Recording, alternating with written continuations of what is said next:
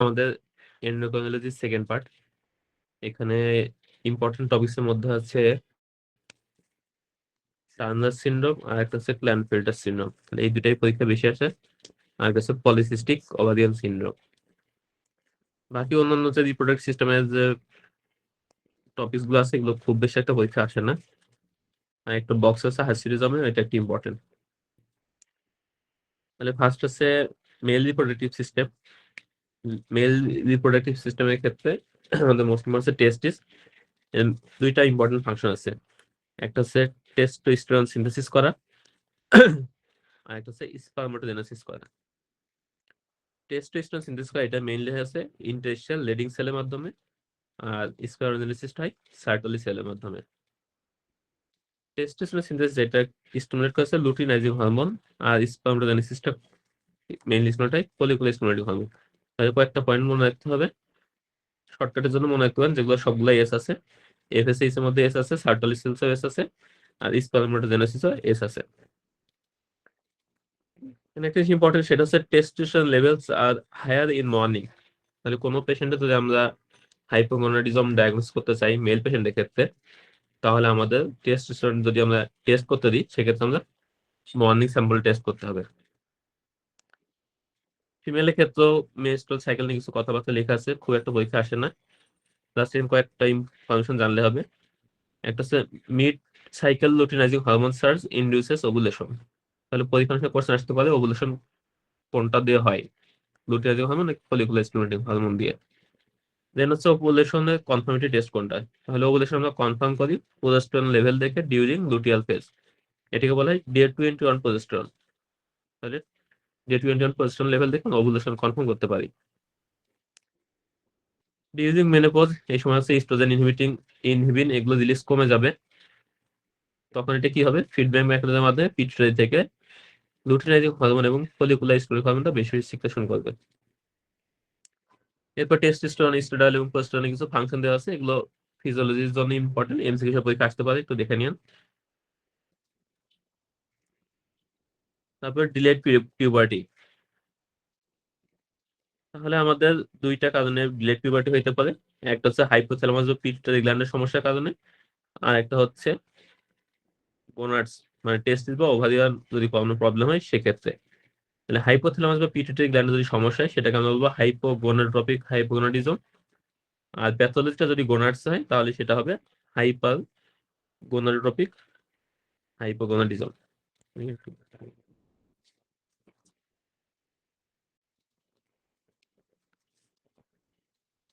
তাহলে আমরা আগের ক্লাসে ডিসকাস করেছিলাম আমাদের হাইপোথ্যালামাস থেকে রিলিজ হয় গোনাডোট্রপিক রিলিজিং হরমোন, এটা রিলিজ হচ্ছে হাইপোথ্যালামাস থেকে। এই হরমোনটা অ্যান্টেরিয়র পিটুইটারি থেকে রিলিজ করে লুটিনাইজিং হরমোন এবং ফলিকুলার স্টিমুলেটিং হরমোন, এটাকে বলে গোনাডোট্রপিন। গোনাডোট্রপিন। তাহলে এলএস এফএস রিলিজ হচ্ছে কোথা থেকে, পিটুইটারি গ্ল্যান্ড থেকে। এটা দেন কি করে, টেস্টিস এবং ওভারি মানে গোনাডস উপরে কাজ করে। টেস্টিস এন্ড ওভারি, এখান থেকে আমাদের যে হরমোন গুলা টেস্টোস্টেরন, ইস্ট্রোজেন, প্রোজেস্টেরন এগুলো রিলিজ করে।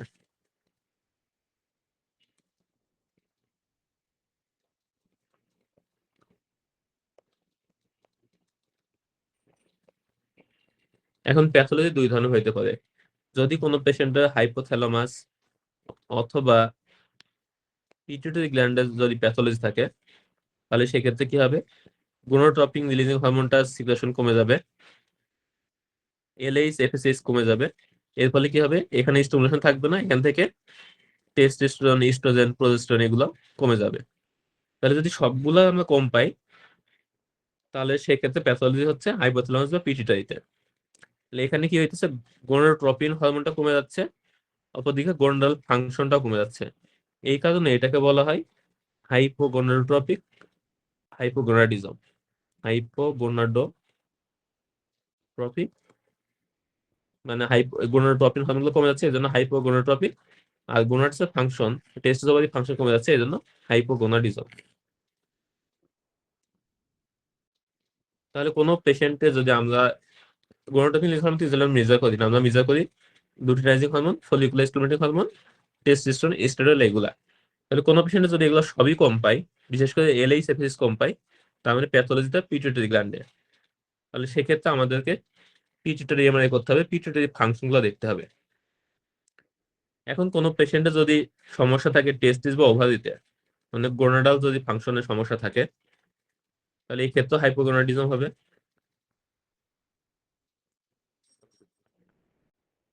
টেস্টোস্টেরন, ইস্ট্রোজেন, প্রোজেস্টেরন বা এস্ট্রাডিol এগুলা কম পাবো। তবে এখানে একটা ডিফারেন্স থাকবে হচ্ছে এই ক্ষেত্রে তো পিটুইটারি এবং হাইপোথ্যালামাস দুইটাই ইনট্যাক্ট আছে, এদের ফাংশন ঠিকঠাকই আছে। এখানে যখন টেস্টিস এবং ওভারি ফাংশন কমে যাবে, এ তখন একটা ফিডব্যাক স্টিমুলেশন পাঠাবে। এর ফলে কি হবে, হাইপোথ্যালামাস এবং পিটুইটারি তখন এই টেস্টিস এবং ওভারিকে স্টিমুলেশন করার জন্য বেশি বেশি গোনাডোট্রপিন রিলিজিং হরমোন সিক্রেশন করবে, আর পিটুইটারি থেকে বেশি বেশি এলএইচ এবং এফএস সিক্রেশন করবে। তাহলে এই ক্ষেত্রে যে গোনাডোট্রপিনটা রয়েছে এটা আমরা কি পাইতেছি, বেশি পাইতেছি। এটাকে বলা হয় হাইপারগোনাডোট্রপিক হাইপোগোনাডিজম। তাহলে কোনো পেশেন্ট যদি এলএইচ এফএসএইচ কম পায়, টেস্টোস্টেরন, ইস্ট্রোজেন এগুলো কম পায়, প্যাথোলজি হচ্ছে পিটুইটারিতে, আমাদের নেক্সট স্টেপ হবে পিটুইটারি ফাংশন দেখা, পিটুইটারি এমআরআই করা। আর কোনো পেশেন্টে যদি আমরা দেখি যে টেস্টোস্টেরন, ইস্ট্রোজেন, প্রোজেস্টেরন এগুলো কম আছে কিন্তু এলএইচ এফএসএইচ বেশি আছে, তার মানে সমস্যাটা টেস্টিস বা ওভারি রিলেটেড।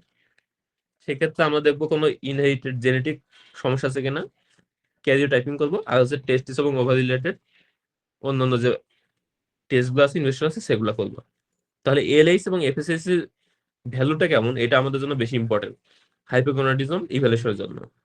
এলএইচ এফএসএইচ কম থাকলে পিটুইটারি ইভ্যালুয়েশন করবো, এলএইচ এফএসএইচ বেশি থাকলে টেস্টিস এবং ওভারি রিলেটেড ডিজিজগুলো ইভ্যালুয়েশন করবো। তাহলে এই কথাগুলো এখানে বলা আছে। একটা হচ্ছে হাইপোগোনাডোট্রপিক হাইপোগোনাডিজম। তাহলে এখানে সমস্যা থাকবে কোথায়, হাইপোথ্যালামাস বা পিটুইটারিতে। একটা থাকতে পারে ফাংশনাল গোনাডোট্রপিন ডেফিসিয়েন্সি। তাহলে কোনো পেশেন্ট যদি ক্রনিক সিস্টেমিক ইলনেস থাকে, যেমন অ্যাজমা বা জিআইটি ডিজিজ বা সিস্টিক ফাইব্রোসিস বা রিনাল ফেলার, এই ধরনের সিস্টেমিক ইলনেস থাকলে ইউজুয়ালি পিটুইটারি ফাংশনগুলো সাপ্রেস থাকে, অথবা যদি সাইকোলজিক্যাল স্ট্রেস থাকে, অথবা ইটিং ডিসঅর্ডার থাকে যেমন অ্যানোরেক্সিয়া নার্ভোসা, বা এক্সেসিভ ফিজিক্যাল এক্সারসাইজ, বিশেষ করে যারা অ্যাথলেট বা জিমন্যাস্টিক্স থাকে তাদের ক্ষেত্রে। একটা হচ্ছে হাইপার প্রোল্যাক্টিনেমিয়া পেশেন্ট। তাহলে এইসব কন্ডিশনে কি হয়, হাইপোথ্যালামাস এবং পিটুইটারি থেকে সিক্রেশন গুলো কমে যায়, এর ফলে এলএইচ এফএস কমে যায়, টেস্টিস এবং ওভারি থেকে সিক্রেশন কমে যায়। এগুলোকে বলা হয় হাইপোগোনাডোট্রপিক হাইপোগোনাডিজম। এর মধ্যে পরীক্ষায় বেশি আসে যেটা, সেটা হচ্ছে অ্যানোরেক্সিয়া নার্ভোসা, আর একটা হচ্ছে এক্সেসিভ ফিজিক্যাল এক্সারসাইজ। তাহলে কোনো একটা পেশেন্টে অ্যাথলেট বা জিমন্যাস্টিক্স অথবা কারো ইটিং ডিসঅর্ডার আছে, এই ধরনের একটা পেশেন্টের সিনারিও দিয়ে এলএইচ এফএসএইচ টেস্টোস্টেরন এগুলো লেভেল কম দিয়ে তখন একটা কোশ্চেন করতে পারে। আরেকটা হইতে পারে আইসোলেটেড গোনাডোট্রপিন ডেফিসিয়েন্সি। এটার নাম হচ্ছে কলম্যান সিনড্রোম। এই ক্ষেত্রে একটা ইম্পর্টেন্ট ক্যারেক্টারিস্টিক থাকে এই পেশেন্টগুলো, সেটা হচ্ছে অ্যানোসমিয়া থাকে। তাহলে কোনো একটা পেশেন্টের যদি আমাদের সিনার দিয়ে দেয় যে পেশেন্টটা হাইপোগোনাডিজমের ফিচার আছে, ইনভেস্টিগেশন করে আমরা দেখলাম এলএইচ এফএসএইচ এগুলো কম, এর সাথে পেশেন্টের অ্যানোসমিয়া আছে, তাহলে সেক্ষেত্রে ডায়াগনোস হবে কলম্যান সিনড্রোম। এরপর সে হাইপার গোনাডোট্রপিক হাইপোগোনাডিজম। তাহলে এই ক্ষেত্রে পিটুইটারি এবং হাইপোথ্যালামাস এই দুইটাতে কোনো সমস্যা নাই, আমাদের সমস্যা হচ্ছে গোনাডাল সমস্যা, মানে টেস্টিস এবং ওভারিতে। একটা হইতে পারে অ্যাকুয়ার্ড প্রবলেম, আর একটা হইতে পারে ডেভেলপমেন্টাল বা কনজেনিটাল গোনাডাল ডিসঅর্ডার। অ্যাকুয়ার্ডের মধ্যে এটা হইতে পারে আয়ারটোজেনিক কোনো কেমোথেরাপি বা রেডিওথেরাপি পাইছে, অথবা কোনো সার্জারি হয়েছে। একটা ইম্পর্টেন্ট ইনফেকশন হচ্ছে মামস, তাহলে মাম পকেটিসের পেশেন্টের অ্যাকুয়ার্ড গোনাডাল ড্যামেজ হইতে পারে। দেন হচ্ছে হিমোক্রোমাটোসিস। তাহলে হিমোক্রোমাটোসিসের পেশেন্টের আয়রন ডিপোজিশন হয়, এটা যদি গোনাডসের ডিপোজিশন হয় তাহলে সেক্ষেত্রে আমরা পাবো হাইপারগোনাডোট্রপিক হাইপোগোনাডিজম। তবে অনেক সময় হিমোক্রোমাটোসিস পেশেন্টের পিটুইটারি গ্ল্যান্ডেও আয়রন ডিপোজিশন হতে পারে, সেক্ষেত্রে আবার আমরা হাইপোগোনাডোট্রপিক হাইপোগোনাডিজম পাবো। তাহলে হিমোক্রোমাটোসিস পেশেন্টের দুই ধরনের হাইপোগোনাডিজম হইতে পারে। আরেকটা টাইপ আছে সেটা হচ্ছে ডেভেলপমেন্টাল বা কনজেনিটাল ডিসঅর্ডার। এর মধ্যে এমসিকিউ জন্য 4টে পড়বেন। এসবি এর জন্য আমাদের ইম্পর্টেন্ট হচ্ছে ক্ল্যানফিল্টার সিনড্রোম, আর হচ্ছে টার্নার সিনড্রোম। এরপরে আসি আইসোলেটেড গোনাডোট্রপিন ডেফিসিয়েন্সি। তাহলে আইসোলেটেড গোনাডোট্রপিন ডেফিসিয়েন্সির মধ্যে আমরা একটু আগে পড়লাম মোস্ট কমন কজ হচ্ছে কলম্যান সিনড্রোম। এখানে কি গোনাডোট্রপিন রিলিজিং হরমোন যেটা হাইপোথ্যালামাস থেকে রিলিজ হচ্ছিল, এই হরমোনটা ডেফিসিয়েন্সি থাকে। আর এর সাথে একটা অ্যাসিড কন্ডিশন থাকে, agenesis or হাইপোপ্লেশিয়া of olfactory bulbs. তাহলে অলফ্যাক্টরি বাল্বের যদি সমস্যা থাকে সেক্ষেত্রে পেশেন্টের অ্যানোসমিয়া থাকবে বা হাইপোসমিয়া থাকবে, মানে স্মেল সেন্সের ডিস্টারবেন্স থাকবে। তাহলে এই দুইটা কম্বিনেশন যদি পাই তাহলে ডায়াগনোসিস কলম্যান সিনড্রোম, পরীক্ষায় এসবি আসতে পারে।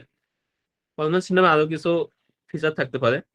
এই পেশেন্টগুলো ইউজুয়ালি টল স্ট্যাচার হয়, পেশেন্টগুলো লম্বা থাকে। এর সাথে পেশেন্টের গাইনোকোমেশিয়া থাকতে পারে, ক্রিপ্টোআইডিজমও থাকতে পারে। ইনভেস্টিগেশন এখানে ইউজুয়ালি খুব একটা লাগে না। এরপর আসি অ্যামোনিয়া। তাহলে অ্যামোনিয়া হইতে পারে একটা হচ্ছে প্রাইমারি আর একটা হচ্ছে সেকেন্ডারি। প্রাইমারিতে হচ্ছে যার কখনো মেনস্ট্রুয়েশন হয় নাই, আর সেকেন্ডারিতে হচ্ছে আগে মেনস্ট্রুয়েশন হয়েছে কিন্তু এখন বন্ধ আছে। আরো কিছু ডেফিনেশন, আরো কিছু ক্রাইটেরিয়া আছে মেডিসিনে, যেহেতু এত বেশি আসে না, এগুলো না জানলে হবে। Clinical assessment.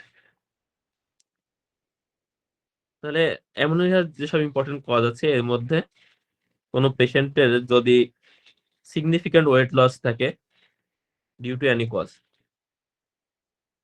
তাহলে আমাদের একটা মাথায় রাখতে হবে অ্যানোরেক্সিয়া নার্ভোসা। তাহলে অ্যানোরেক্সিয়া নার্ভোসা আর একটা হচ্ছে স্ট্রিক্ট ডায়েট বা এক্সেসিভ ফিজিক্যাল এক্সারসাইজ। আমরা বললাম অ্যাথলেট বা জিমন্যাস্টিক্স পেশেন্ট, জিমন্যাস্টিক্স যারা আছে তাদের ক্ষেত্রে তারা এক্সেসিভ ফিজিক্যাল এক্সারসাইজ করে, তারপর সেই স্ট্রিক্ট ডায়েট মেনটেন করে, অথবা এই তিনটি যারা অ্যানোরেক্সিয়া নার্ভোসা পেশেন্ট, তাহলে এদের ক্ষেত্রে যদি ফিমেল পেশেন্ট হয় তাদের ক্ষেত্রে কি হবে, পিটুইটারি ফাংশনটা সাপ্রেস থাকবে এবং এটা হাইপোগোনাডোট্রপিক হাইপোগোনাডিজম হবে। তাহলে এলএইচএফএস এগুলো কম রিলিজ হবে, এই পেশেন্ট গুলো অ্যামোনিয়া প্রেজেন্ট করতে পারে। তাহলে কোন একটা ইয়ং ফিমেল পেশেন্ট, সে দেখা যাচ্ছে মানে খুবই স্ট্রিক্টলি ডায়েট মেনটেন করে বা খুবই এক্সটেন্সিভ এক্সারসাইজ করে, এই ধরনের একটা পেশেন্ট যদি অ্যামোনিয়া প্রেজেন্ট করে তাহলে আমাদের ডায়াগনোস হবে hypogonadic hypogonadism due to excessive exercise. তাহলে এরকম একটা সিনারিও পরীক্ষা আসতে পারে। অপরদিকে কোনো পেশেন্টের যদি অ্যামোনিয়ার সাথে ওয়েট গেইন থাকে তাহলে সেক্ষেত্রে আমাদের ডিফারেন্সিয়াল আসবে দুইটা ইম্পর্টেন্ট, একটা হচ্ছে হাইপোথাইরয়েডিজম আর একটা হচ্ছে কুশিং সিনড্রোম। এছাড়া কোনো পেশেন্টের যদি অ্যামোনিয়া থাকে বা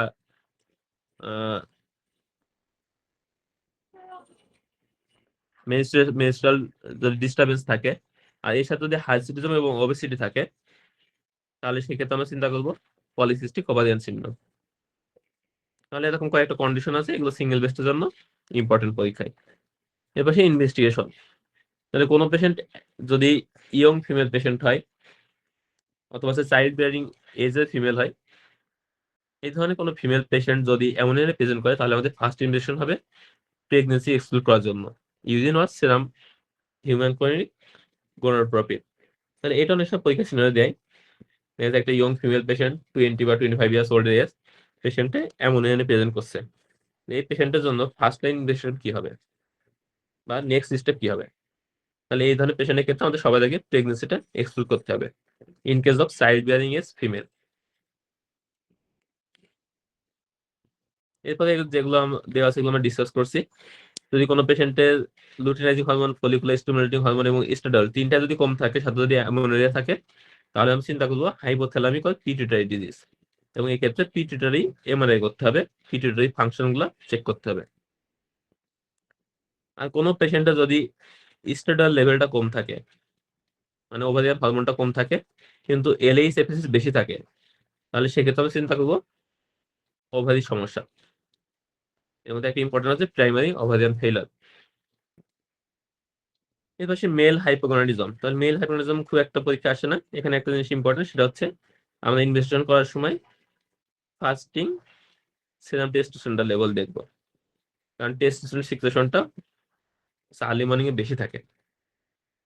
কোনো পেশেন্ট যদি আমরা টেস্টোস্টেরন রিপ্লেসমেন্ট থেরাপি দিই তাহলে সেক্ষেত্রে কিছু কমপ্লিকেশন হতে পারে, প্রোস্টেটিক কার্সিনোমা হতে পারে, পলিসাইথেমিয়া হতে পারে, আর স্পারমাটোজেনেসিস ইনহিবিশন হতে পারে।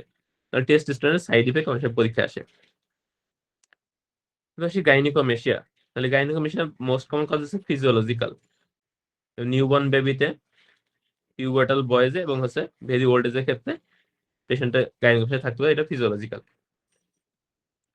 গাইনোকমাসিয়া কজগুলো পরীক্ষায় আসে, এর মধ্যে ইম্পর্টেন্ট হচ্ছে ড্রাগ ইন্ডিউস যেগুলা, তাহলে anti androgen, anabolic steroid, cannabis, cimetidine এবং ডিওক্সিন, এগুলো পরীক্ষায় আসে। এছাড়াও কোনো কারণে যদি ইস্ট্রোজেন এক্সেস থাকে, যেমন সিএলডি পেশেন্টের, তাহলে সিএলডি পেশেন্টের ক্ষেত্রে কি হয়, স্টেরয়েড মেটাবলিজমটা কমে যায়, যে কারণে আমরা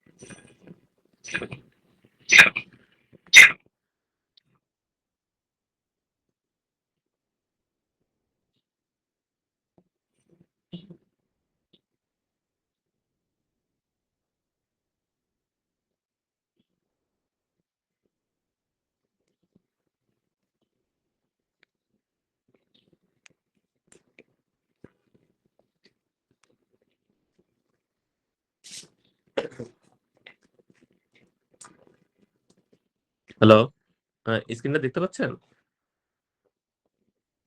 হ্যালো,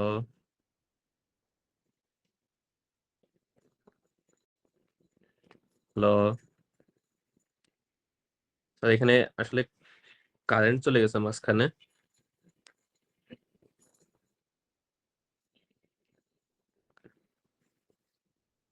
এখানে কারেন্ট চলে গেছে তো মাঝখানে, এই জন্য নেট কানেকশন করতে আবার দেরি হয়ে গেল।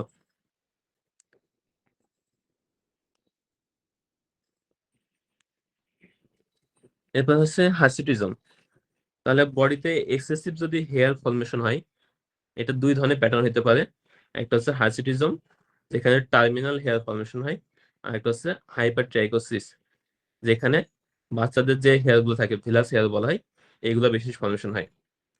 হার্সিটিজমের ক্ষেত্রে একটা প্যাটার্ন থাকবে মেল প্যাটার্নে বা অ্যান্ড্রোজেন ডিপেন্ডেন্ট ডিস্ট্রিবিউশনে হেয়ার গুলো এক্সেসিভ হেয়ার ফর্মেশন হবে। আর হাইপারট্রাইকোসিস জেনারেলাইজড এক্সেসিভ গ্রোথ হবে। তাহলে অ্যান্ড্রোজেন ডিপেন্ডেন্ট বলতে এখানে বুঝাচ্ছে মেল প্যাটার্নে। বাংলাতে যদি আমরা বলি, তাহলে ছেলে যেমন মানে গোঁফ, দাড়ি বা বুকে বা পিঠে বা হাতে যেসব জায়গাতে বেশি বেশি হেয়ার ডিস্ট্রিবিউশন বেশি থাকে, ফিমেল পেশেন্টে যদি এই ধরনের হেয়ার ডিস্ট্রিবিউশন বেশি বেশি হয়, সেটাকে আমরা বলবো হার্সুটিজম। তাহলে হার্সুটিজমের বেশ কিছু কজ আছে। এটা পরীক্ষণের সময় এমসিকিউ দেয়, অনেক সময় সিঙ্গেল বেস হিসেবে আসে। তাহলে এর মধ্যে বেশি ইম্পর্টেন্স হচ্ছে polycystic ovarian syndrome, congenital adrenal hyperplasia, তারপর হচ্ছে এক্সোনাস অ্যান্ড্রোজেন অ্যাডমিনিস্ট্রেশন। তাহলে আমরা প্রায় সময় দেখি যে ফিমেল অ্যাথলেট যারা আছে তারা কি করে পারফরমেন্স বাড়ানোর জন্য এক্সোনাস অ্যান্ড্রোজেন অ্যাডমিনিস্ট্রেশন করতে পারে।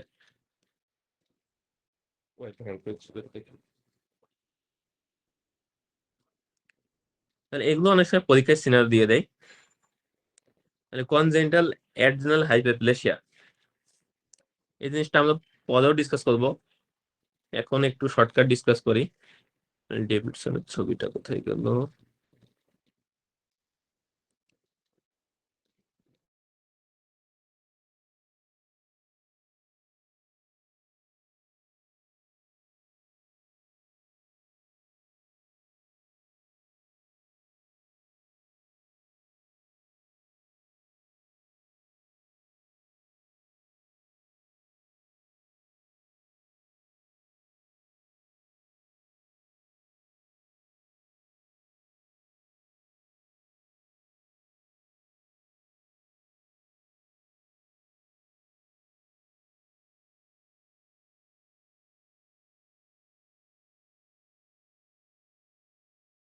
বিটা হাইড্রোক্সিলেজ, 21 হাইড্রোক্সিলেজ, 17 হাইড্রোক্সিলেজ, এর মধ্যে সব থেকে কমন হচ্ছে 21 হাইড্রোক্সিলেজ এনজাইম।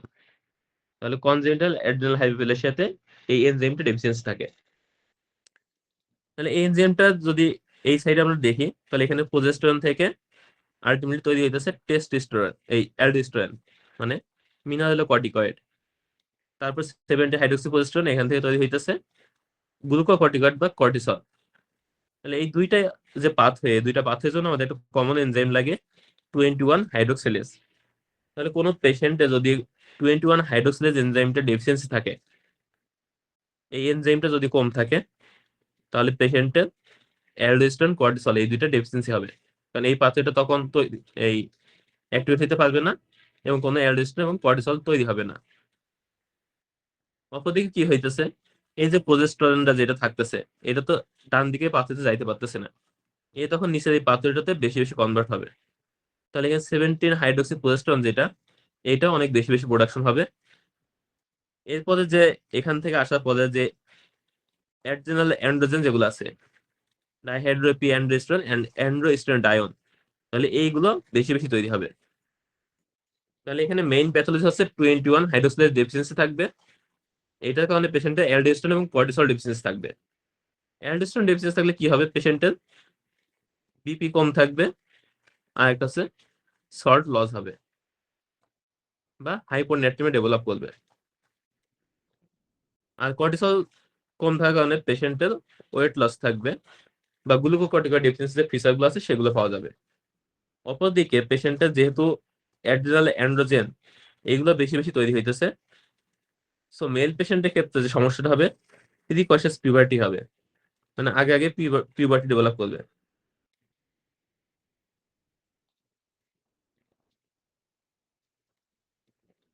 আর ফিমেল পেশেন্টের ক্ষেত্রে কি সমস্যাটা হবে, এক্ষেত্রে এই যে ভিরিলাইজেশন হবে, ক্লিটোমেগালি হইতে পারে বা অ্যাম্বিগাস জেনিটালিয়া পাইতে পারে। তাহলে কনজেনিটাল অ্যাড্রেনাল হাইপারপ্লেসিয়াতে 3 ধরনের এনজাইম ডেফিসিয়েন্সি থাকে। এর মধ্যে মোস্ট কমন হচ্ছে 21 হাইড্রোক্সিলেজ ডেফিসিয়েন্সি। এই এনজাইমটা ডেফিসিয়েন্সির কারণে পেশেন্টের অ্যালডোস্টেরন এবং কর্টিসল ঠিক মতো তৈরি হবে না, ডেফিসিয়েন্সি থাকবে।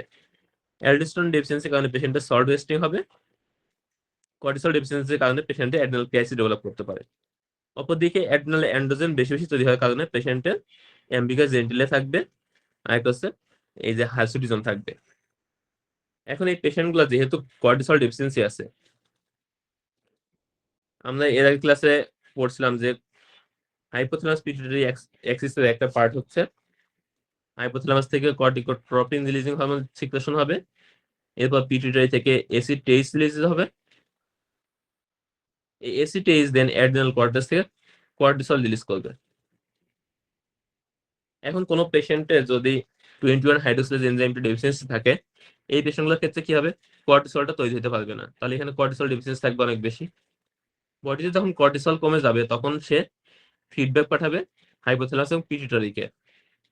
এই হাইপোথ্যালামাস এবং পিটুইটারি তখন বেশি বেশি কর্টিকোট্রপিক রিলিজিং হরমোন এবং বেশি বেশি এসিডিএস রিলিজ করার চেষ্টা করবে। এই এক্সেসিভ এসিডিএস এর একটা ইম্পর্টেন্ট ইফেক্ট হচ্ছে পিগমেন্টেশন করে। পিগমেন্টেশন, তাহলে যেসব কন্ডিশনে এসিডিএস লেভেলটা বাড়বে সেসব কন্ডিশনে আমরা পিগমেন্টেশন পাবো। এই কারণে কনজেনিটাল অ্যাডেনাল হাইপোপ্লাসিয়া পেশেন্ট আরেকটা প্রেজেন্টেশন থাকবে hyperpigmentation. Congenital adrenal hypoplasia ডেফিনেশনের পর আবার বলা আছে, তখন বলার সময় আমরা আবার ডিসকাস করবো। আর আরেকটা জিনিস যেটা বেশি থাকবে, পেশেন্টের 17 হাইড্রোক্সি প্রোজেস্টেরন লেভেলটা বেশি থাকবে। আর এক্সোজেনাস অ্যান্ড্রোজেন অ্যাডমিনিস্ট্রেশন, তাহলে এই পেশেন্টগুলো মেইনলি পাওয়া যাবে অ্যাথলেট পেশেন্টের ক্ষেত্রে। তাহলে সিঙ্গেল বেস সিনারিওতে দেওয়া থাকে যে ফিমেল অ্যাথলেট, এই পেশেন্টটা প্রেজেন্ট করছে ভিজুয়ালাইজেশন এবং হাইসুটিজম নিয়ে, মোস্ট লাইকলি কজ কি? তাহলে মোস্ট লাইকলি কজ হচ্ছে এক্সোজেনাস অ্যান্ড্রোজেন অ্যাডমিনিস্ট্রেশন। আরেকটা হইতে পারে যদি কোনো পেশেন্টের অ্যান্ড্রোজেন সিক্রেটিং কোনো টিউমার ডেভেলপ করে, তাহলে এগুলোর ক্ষেত্রে সব ধরনের ফিচার অলমোস্ট সেম পাওয়া যাবে। আলাদা করবো হচ্ছে আমরা টেস্টোস্টেরন লেভেল।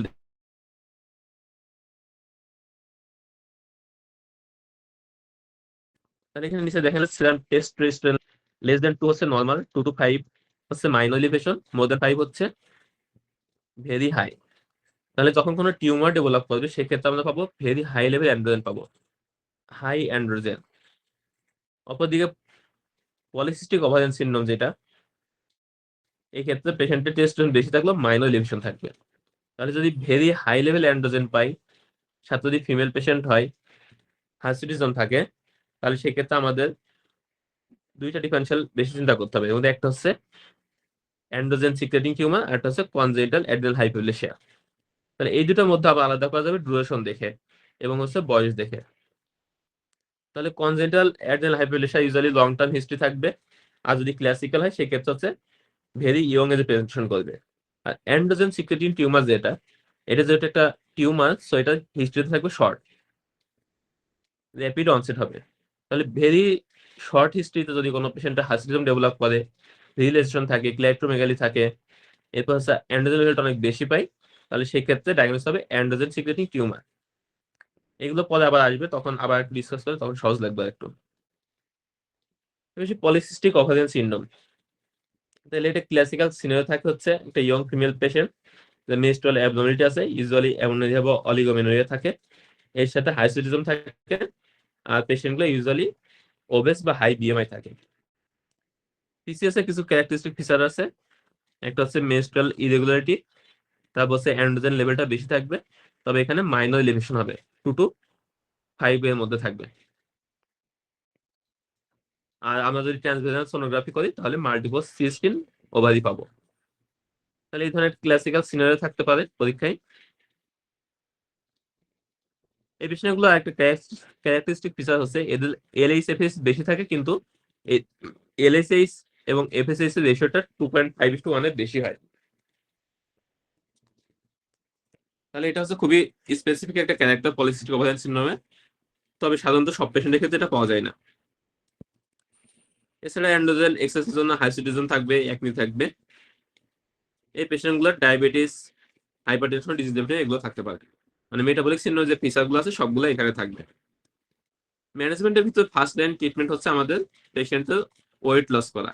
তাহলে এটা অনেক পরীক্ষা আসে, পিসিএস একটা সিনারিও দেখতে পারে যে ফার্স্ট লাইন ম্যানেজমেন্ট কি হবে বা নেক্সট স্টেপ কি হবে। তাহলে পেশেন্টকে অ্যাডভাইস করতে হবে ওয়েট লস করার জন্য। আর মেনস্ট্রুয়াল ইরেগুলারিটির জন্য আমরা মেটফর্মিন ইউজ করতে পারি, আর ইনফার্টিলিটির জন্য ক্লোমিফেন ইউজ করতে পারি, আর হাইস্টোনের জন্য সিপ্রোটেরন অ্যাসিড ইউজ করতে পারি। তাহলে এগুলো ডিফারেন্ট ডিফারেন্ট সিনারিও দিয়ে পরীক্ষায় কোশ্চেন দিতে পারে। এরপর টার্নার সিনড্রোম আর একটা হচ্ছে ক্ল্যানফিল্টার সিনড্রোম। তাহলে এই দুটো হচ্ছে আমাদের genetic cause of hypogonadotropic, hypogonadism. Turner সিনড্রোমের টিপিক্যাল সিনারি হচ্ছে ফিমেল পেশেন্ট থাকবে, শর্ট স্ট্যাচার থাকবে, আর হাইপোগোনাডোট্রপিক হাইপোগোনাডিজম ফিচার থাকবে, মানে ইস্ট্রোজেন কম, আর পিটুইটারি যে হরমোন এলএসএস এবং এফএসএসটা বেশি থাকবে। তাহলে কোনো পেশেন্ট যদি শর্ট স্ট্যাচারের হিস্ট্রি থাকে পরীক্ষায়, তাহলে সেক্ষেত্রে আমরা নেক্সটই হবে ইনভেস্টমেন্ট প্রোফাইলটা দেখায় এলএস এবং এফএস বেশি আছে নাকি কম আছে। টার্নার সিনড্রোমের বেশ একটা ক্যারিওটাইপ আছে, পরীক্ষার জন্য অন্যগুলো জানার দরকার নেই, আমাদের একটা জানলে হবে 45X। তাহলে নর্মাল ফিমেলে ক্যারিওটাইপ থাকে হচ্ছে 45XX, আর ট্রান্সজেন্ডারের ক্ষেত্রে একটা এক্স কম থাকবে। আর কিছু ভ্যারিয়েন্ট আছে, এগুলো একটু ডিফিকাল্ট, দরকার নেই আমাদের, পরীক্ষার জন্য এটা জানলে হবে। ক্লিনিক্যাল ফিচার্স আমরা অলরেডি প্রথমে বলছি। এই পেশেন্টে আরো কিছু ক্লিনিক্যাল ফিচার্স আছে, বক্সে এগুলো একটু দেখে নিন এমসিকিউর জন্য। আর সিঙ্গেল বেস্টের জন্য কিছু ডিফারেন্ট অপশন থাকে, যেমন টার্নার পেশেন্টের কার্ডিওভাস্কুলার ফিচার কি কি থাকে। তাহলে এই পেশেন্টগুলোর ক্ষেত্রে কোয়ার্কটেশন অফ এওর্টা থাকে, বাইকাসপিড এওর্টিক ভালভ থাকতে পারে, হাইপারটেনশন থাকে। তাহলে কোয়ার্কটেশন অফ এওর্টা যখন আমরা পড়বো কার্ডিওলজিতে, তখন আবার দেখবো ওখানে আবার লেখা আছে কোয়ার্কটেশন অফ এওর্টার সাথে অ্যাসিড কন্ডিশন কি কি আছে। এর পাশে এই পেশেন্টগুলো একটা কন্ডিশন ডেভেলপ করতে হয়, সেটা হচ্ছে গোনাডোব্লাস্টোমা, আর আছে টাইপ 2 ডায়াবেটিস ডেভেলপ করতে পারে। তাহলে ইনভেস্টমেন্ট হচ্ছে কনফার্মেটরি ইনভেস্ট হচ্ছে, এখানে আমরা ক্যারিওটাইপ অ্যানালিসিস করবো, করলে পাবো কি 45X। এর পাশে ক্ল্যানফিল্টার চিহ্ন। তাহলে টার্নাসের ঠিক অপোজিট হচ্ছে ক্ল্যানফিল্টাস। টার্নাসের ফিনোটাইপ ছিল হচ্ছে ফিমেল, ক্ল্যানফিল্টার হবে হচ্ছে মেল। টার্নাসের ক্ষেত্রে আমাদের স্ট্রাকচার ছিল হচ্ছে শর্ট স্ট্রাকচার, ক্ল্যানফিল্টাসে থাকবে টল স্ট্রাকচার। আর ইনভেস্টমেন্ট প্রোফাইল করলে আমরা এখানে পাবো কি এলএসএইচ এফএস দুইটাই বেশি পাবো, কিন্তু টেস্টোস্টেরন লেভেলটা কম থাকবে। টার্নাসের ক্ষেত্রে আমাদের একটা এক্স কম ছিল, 45X ছিল, আর ক্ল্যানফিল্টাসে কি থাকবে, একটা এক্স বেশি থাকবে। তাহলে এখানে টিপিক্যাল ক্যারিওটাইপ হচ্ছে 47XXY। এখানে যে প্রিন্সিপাল অ্যাবনর্মালিটি থাকে সেটা হচ্ছে ডিসজেনেসিস অফ সেমিনিফাস টিউবিউলস, মুখস্থ করতে হবে। ক্লিনিক্যাল ফিচার্স আমি অলরেডি বলছি, টল স্ট্রাকচার থাকবে, এর সাথে পেশেন্টের ইনফার্টিলিটি থাকতে পারে, আর টেস্টে থাকবে স্মল এবং ফার্ম টেস্টিস। আর পেশেন্টের কমপ্লিকেশনস থাকে আছে ব্রেস্ট ক্যান্সার এবং টাইপ 2 ডায়াবেটিস মেলাইটাসের রিস্কটা বেশি থাকে। ইনভেশন হচ্ছে এখানে এলএসএইচ এফএসএস বেশি পাবো, লো টেস্টেশন পাবো, আমরা অলরেডি বলছি। কনফার্ম করবো হচ্ছে ক্যারিওটাইপ অ্যানালিসিসের মাধ্যমে। তাহলে ক্ল্যানফিল্টাসের সাথে সবচেয়ে বেশি কনফিউশন হতে পারে কলম্যান সিনড্রোমে। তাহলে কলম্যান সিনড্রোমের ক্ষেত্রে পেশেন্ট টল থাকবে, মেল পেশেন্ট থাকবে, টেস্টিস স্মল থাকতে পারে। তাহলে পার্থক্য হচ্ছে কলম্যানে অ্যানোসমিয়া থাকে, এটা একটা ক্যারেক্টারিস্টিক ফিচার, আর একটা হচ্ছে ইনভেস্টিগেশনে। তাহলে কলম্যানের ক্ষেত্রে সবগুলো কম থাকবে, এলএইচ, এফএসএইচ, টেস্টোস্টেরন।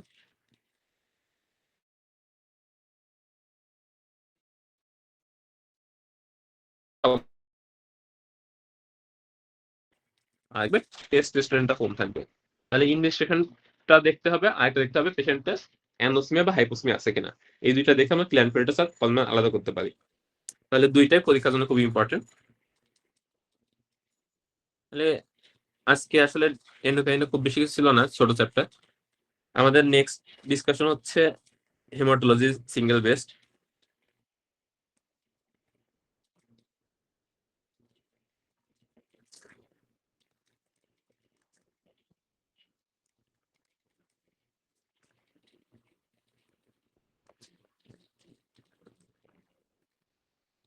সিঙ্গেল বেস্টের ক্ষেত্রে আপনার পার্টিসিপেট করলে একটু সুবিধা হবে, তাহলে আপনাদের প্র্যাকটিস হবে, আমার জন্য সেশনটা নিয়ে সহজ হবে।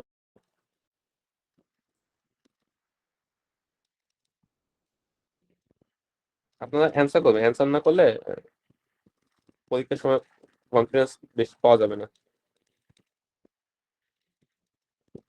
মানে আমাদের ফার্স্ট কোশ্চেন হচ্ছে what is the most likely diagnosis. সিনারিটা আমরা একটু পড়ি। 45-year-old lady was found to have a pulmonary crash on her legs associated with easy bruising that started after minor trauma. Then she presented with an episode of confusion and headache and fatigue, for which she was admitted to hospital for observation. While on the ward, she presented a generalized tonic-clonic seizure. On examination, widespread purpura are seen as well as retinal hemorrhage. She has had a temperature of 38 degrees Celsius. Indication finds মধ্যে আমার WBC কাউন্টটা বেশি আছে, হিমোগ্লোবিনটা কম, platelet com, fragmented red blood cells and increased reticulocyte count, serum lactate dehydrogenase and bilirubin levels elevated. তাহলে আমরা যদি in short করি, তাহলে middle এজে একটা ফিমেল পেশেন্ট পালপ্রি ক্র্যাশ নিয়ে আসছে, কিছু নিউরোলজিক্যাল ফিচার্স আছে, পেশেন্টের ফিভার আছে, এর সাথে anaemia, thrombocytopenia and fragmented RBC আছে। এরপরে ল্যাকটেট ডিহাইড্রোজেনাস এবং বিলিরুবিন আছে, মানে পেশেন্টের হিমোলাইসিসের ফিচার আছে। তাহলে ডায়াগনোসিস কি? আচ্ছা, সবাই রাইট অ্যান্সার করছেন। তাহলে এটা ডায়াগনোসিস হচ্ছে থ্রোম্বোটিক থ্রোম্বোসাইটোপেনিক পালপুরা। তাহলে টিটিপি হচ্ছে আমরা পেনটার পড়ছিলাম, এখানে পেশেন্ট প্রেজেন্ট করে ফিভার এবং নিউরোলজিক্যাল ডেফিসিট নিয়ে। ইনভেস্টিগেশন করলে আমরা পাবো হচ্ছে মাইগ্রেনজেপ্যাথিক হিমোলাইটিক অ্যানিমিয়া, থ্রোম্বোসাইটোপেনিয়া। আর হচ্ছে পিভিএফ করলে আমরা এখানে পাই ফ্র্যাগমেন্টেড আরবিসি। আরেকটা হচ্ছে রেনাল ইমপ্যায়ারমেন্ট পাইতে পারি, ক্রিয়েটিনটা এখানে মেনশন করা নেই। তাহলে ফ্র্যাগমেন্টেড আরবিসি বা সিস্টোসাইট, এটার কজ পরীক্ষা অনেক সময় আসে, অনেক সময় সিনারি যেতে পারে। টিটিপির ক্ষেত্রে আমাদের ট্রিটমেন্ট অফ চয়েস কি হবে এখানে?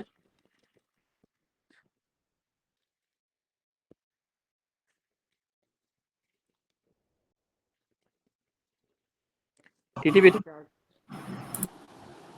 Immunoglobulin plasma plasmapheresis. Plasmapheresis বা প্লাজমা এক্সেল। তাহলে টিটিপির ক্ষেত্রে আমাদের ট্রিটমেন্ট অফ চয়েস হচ্ছে প্লাজমা এক্সেল। এটা একটা অ্যাকুট ইমার্জেন্সি কন্ডিশন। টিটিপির ক্ষেত্রে মেইন প্যাথোফিজিওলজি কি থাকে?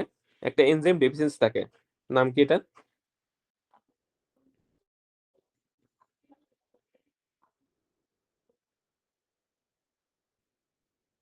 Adams TS13। Adam TS13। তাহলে এটা অনেক সময় পরীক্ষা আসে, অ্যাডাম TS13। এই এনজাইমটার কাজ কি?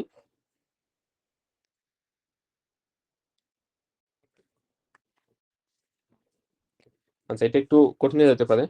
তাহলে আমাদের বডিতে যে ভন উইলিয়ান ফ্যাক্টর রিলিজ হয়, এইটা রিলিজ হচ্ছে মাল্টিমার হিসেবে, মানে অনেকগুলো একসাথে থাকে।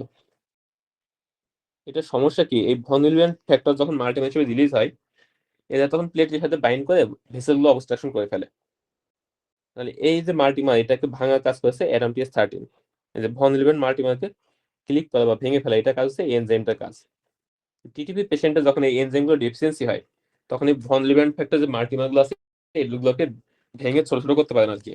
এর ফলে কি হয়? এই মাল্টিমারগুলো তখন ভেসেলগুলোকে অবস্ট্রাকশন করে। তাহলে এখান থেকে আমরা কয়েকটা জিনিস জানলাম। একটা হচ্ছে টিটিপি পেন্টার। টিটিপিতে পিবিএফ করলে আমরা পাবো সিস্টোসাইট বা ফ্র্যাগমেন্টেড আরবিসি। ইনভেস্টিগেশন করলে আমরা দেখবো যে অ্যাডাম TS13 লেভেল যদি লেস দেন 10% থাকে, তাহলে সেটা diagnostic.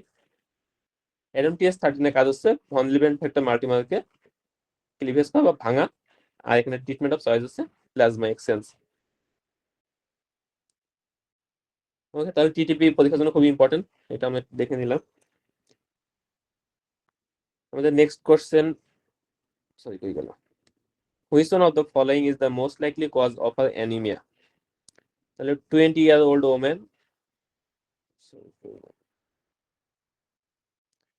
20-year-old woman, she speaks very little English, comes from South Mediterranean, and 20 weeks pregnant into her first pregnancy. No medical history of note can be obtained. তাহলে এখানে পেশেন্টের haemoglobin আছে 10.1 গ্রাম পার decilitre, কম আছে। Haematocrit কম, RBC count almost normal, MCV টা very low, MCHC এগুলো কম আছে, WBC count normal, platelet normal.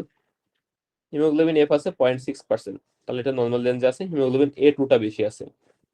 তাহলে ডায়াগনোসিস কি হবে এখানে? বিটা থ্যালাসেমিয়া ট্রেট, মানে রাইট অ্যান্সার। তাহলে বিটা থ্যালাসেমিয়া ট্রেটের ক্ষেত্রে আমাদের হিমোগ্লোবিন এ থাকবে অলমোস্ট নরমাল, হিমোগ্লোবিন এফ থাকবে নরমাল, প্লাস হিমোগ্লোবিন A2 টা স্লাইটলি রেজ থাকবে। আচ্ছা, এখানে আরেকটা কথা আমরা একটু কিছু ইনফরমেশন জানাই দিই।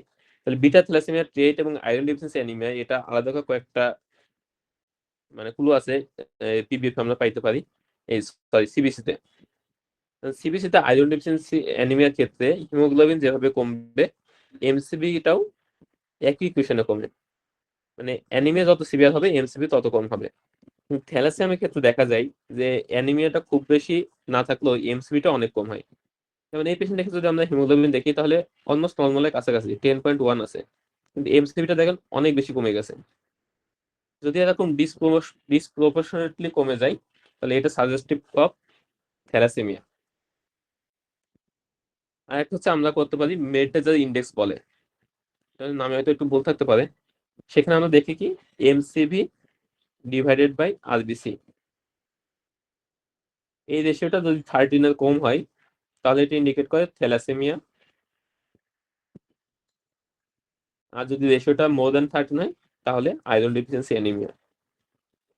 তাহলে এই পেশেন্টটাকে যদি আমরা দেখি তাহলে এমসিবি আছে 63, আরবিসি কাউন্ট আছে 5.24। তাহলে এটা ডিভাইডেড করলে এটা 13 কম আসবে, মানে থ্যালাসেমিয়ার পক্ষে সাজেস্টিভ। তাহলে একটা আমরা দেখতে পারি হিমোগ্লোবিনের সাথে এমসিবির প্রপোর্শনেট কেমন, আর একটা দেখতে পারি এটা এমসিবি বাই আরবিসি রেশিও। খুব সম্ভবত মেটে যা ইন্ডেক্স বলে, নামটা একটু দেখে নিতে পারেন। তাহলে বিটা থ্যালাসেমিয়া ট্রেটের ক্ষেত্রে আমাদের শুধু হিমোগ্লোবিন A2টা একটু বেশি থাকবে। Where is the most likely location of a primary extranodal malignant lymphoma in non-immunocompromised patient? সোজা কথা হচ্ছে এক্সট্রানোডাল লিম্ফোমা কোন সাইটে বেশি হয়। এটা ডেভিডসনে আছে, জানা থাকলে অ্যান্সার করবো। আপার জিএটি। আপার জিআইটি, ইয়েস, এটা ইজ রাইট অ্যান্সার। তাহলে এক্সটার্নাল লিম্ফোমা আমাদের মোস্ট কমনলি হয় হচ্ছে আপার জিআইটি তে, আর স্পেসিফিক্যালি বললে স্টোমাকে। তাহলে stomach is the most common site of external malignant lymphoma. তাহলে জিআইটি চ্যাপ্টার এটা ডেভিডসনে লেখা আছে। Next question: A 35-year-old man with hemophilia B and associated arthropathy presents with a large swollen knee joint after playing football with his young son. He is unable to wade beer. Which one of the following is the most appropriate treatment? তাহলে হিমোফিলিয়ার একটা patient, haemophilia B, এই patient এখন large joint swelling নিয়ে আসছে, আমাদের immediate treatment কি হবে? অপশন আছে joint aspiration, bed rest, intravenous DD, AVP বা artificial vasopressin analogue, factor 9 concentrate, আর একটা হচ্ছে ক্রায়োপ্রিসিপিটেট। তাহলে এই ক্ষেত্রে রাইট অ্যান্সার হচ্ছে ফ্যাক্টর 9 কনসেন্ট্রেট। তাহলে হিমোফিলিয়া এর ক্ষেত্রে দেবো আমরা ফ্যাক্টর 8, হিমোফিলিয়া বির ক্ষেত্রে দেবো ফ্যাক্টর 9 কনসেন্ট্রেট। আচ্ছা, এখান থেকে আরো কিছু কোশ্চেন আমরা জেনে নিই। সেটা হচ্ছে ক্রায়োপ্রিসিপিটেট কম্পোনেন্ট কি কি, এখানে কি কি কম্পোনেন্ট থাকে?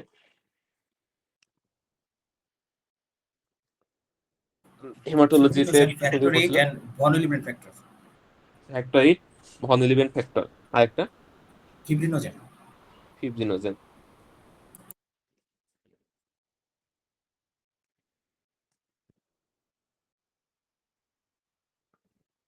তাহলে ক্রায়োপ্রিসিপিটেটটা আমাদের কম্পোনেন্ট হচ্ছে ফিব্রিনোজেন বা ফ্যাক্টর 1, তারপর হচ্ছে ফ্যাক্টর 8, আর একটা হচ্ছে ভন উইলিভেন factor.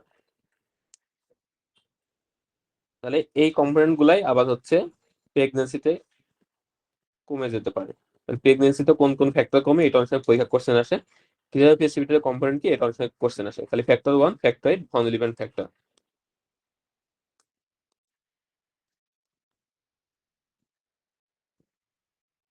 What intensity and duration of anticoagulation would you advise? A 46-year-old lady presents with spontaneous ileofemoral thrombosis. She is found to be positive for lupus anticoagulant and anti-cardiolipin antibodies are elevated. Lupus anticoagulant positive আছে, patient একটা thrombosis আছে। আমরা হচ্ছে কতদিন তাকে anticoagulant দেবো, আর আমাদের আইএনএর target কত হবে? অ্যান্সার কি হবে তাহলে? এটা বি হবে না, আয়নার 2 to 3 life long. B, yes. তাহলে অ্যান্টিফসফোলিপিড অ্যান্টিবডি সিন্ড্রোমের পেশেন্টে যদি থ্রোম্বোসিস ডেভেলপ করে, তাহলে তাদের ক্ষেত্রে লাইফ লং অ্যান্টিকোয়াগুলেন্ট দিতে হবে। এবং ইউজুয়ালি আমরা এক্ষেত্রে ওয়ারফেরিনটাই চয়েস করি। আমাদের আইএনএর টার্গেট হবে 2 to 3। কোনো পেশেন্টটা যদি ওয়ারফেরিন পাওয়ার পরেও রিকারেন্ট ডিভিটি হয়ে থাকে, সেই ক্ষেত্রে তখন আমরা আইএনএরটা একটু বাড়াবো। এখানে এমএসসি পরীক্ষার আরো কিছু গাইডলাইন আছে, যদি এমএসসি যা পার্ট 2 দিবেন তাদের জন্য। এফসিএস পার্ট 1 এর জন্য বা এমএসসি পার্ট 1 এর জন্য এটুকুই না, যে থ্রোম্বোসিস থাকলে লাইফ লং অ্যান্টিকোয়াগুলেন্ট দেবো, আইএনএ টার্গেট থাকবে 2 to 3। অ্যান্সার হবে বি।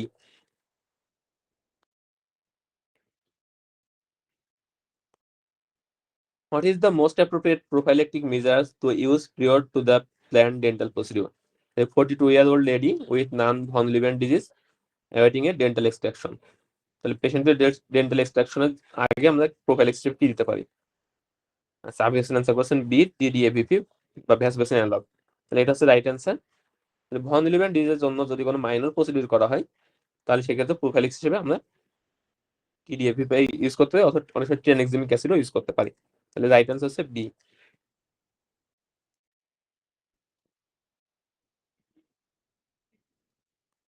একটা important question, which one of the following is true of the profile of low molecular heparin? তাহলে লো molecular heparin-এর characteristics পরীক্ষার জন্য খুবই ইম্পর্টেন্ট টপিকস। প্রথম বলছে absorption is less for low molecular heparin than for unsaturated heparin, shorter half life, lower incidence of heat, তারপর হচ্ছে risk of bleeding is higher with low molecular heparin, তারপর হচ্ছে only unsaturated heparin activates antithrombin। Answer কি হবে তাহলে? True কোনটা? risk C. of bleeding C sorry HAT HAT incidence আচ্ছা, তাহলে লো molecular heparin-এর ক্ষেত্রে হিটের রিস্কটা কম। তাহলে আমরা যদি শর্টকাটে মনে রাখি, আমি যদি মনে রাখি সেটা হচ্ছে লো molecular heparin-এ সবকিছুই ভালো। এটা অ্যাবজর্পশন বেটার, হাফ লাইফ বেশি, কারণ ডোজিং শিডিউল কম, ওয়ান্স ডেইলি ডোজ দিলে হয়।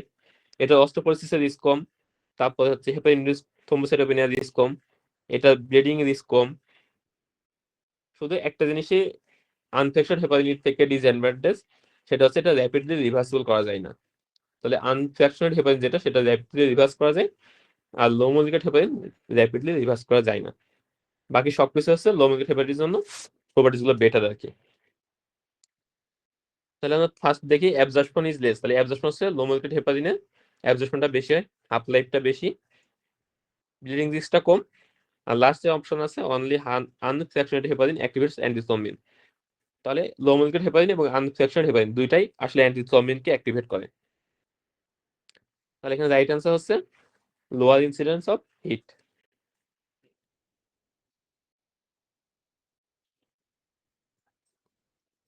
Which one of the following diagnostic laboratory results support your clinical diagnosis? A 25-year-old woman presents 2 days postpartum with sudden onset left side chest pain and shortness of breath. She is tachycardic and respirates at 24 breaths per minute. She is started on IV unfractionated heparin.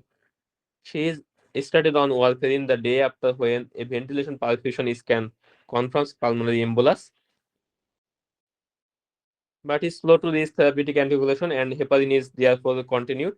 8 days into the treatment, she requires increasing dose of heparin to maintain a therapeutic APDT.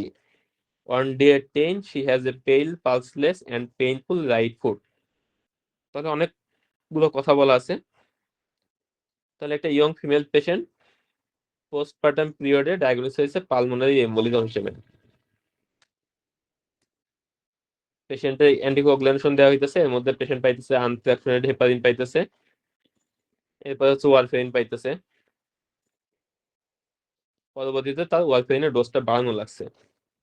এখন পেশেন্টের সমস্যা হচ্ছে pain, pulseless, and painful right foot. একটু complicated হয়ে গেছে বেশি। তাহলে সোজা কথা আমরা যা একটু শর্ট করি, একটা পেশেন্টের পালমোনারি এম্বোলিজমের জন্য আনফ্র্যাকশনেটেড হেপারিন দেওয়া হয়েছে। এখন পেশেন্টের কন্ডিশন ডেভেলপ করছে 10 দিন পরে এসে pain, pulseless and painful right foot. Diagnosis কি এটা? Heparin induced thrombocytopenia type heparin 2। Induced thrombocytopenia. হ্যাঁ, তাহলে পেশেন্ট আসলে হয়েছে কি হেপারিন ইনডিউসড থ্রম্বোসাইটোপেনিয়ার কারণে পেশেন্টের একটা থ্রম্বোসিস হয়েছে। অ্যাকিউট থ্রম্বো এম্বোলিজমের কারণে পেশেন্টের এই যে লিম্ব ইস্কেমা ডেভেলপ করছে। তাহলে পেল, পালসলেস এবং পেইনফুল, এটা হচ্ছে যে limb ischaemia sign, acute limb ischaemia. তাহলে এখানে ডায়াগনোসিস হচ্ছে হেপারিন ইনডিউসড থ্রম্বোসাইটোপেনিয়া। তাহলে অনেকগুলো কথার মধ্যে আমাদের মেইন কথাগুলো আসলে খুঁজে বের করতে হবে।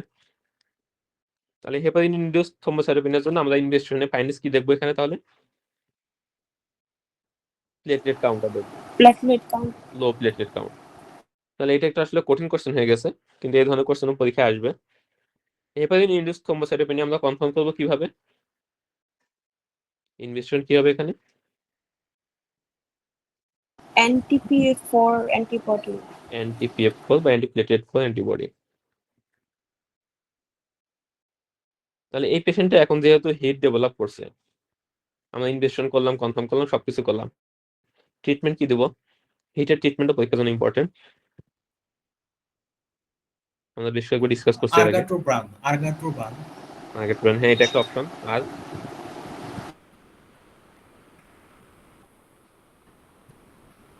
ফার্স্ট হচ্ছে আমরা হেপারিনটা বন্ধ করবো আর কি।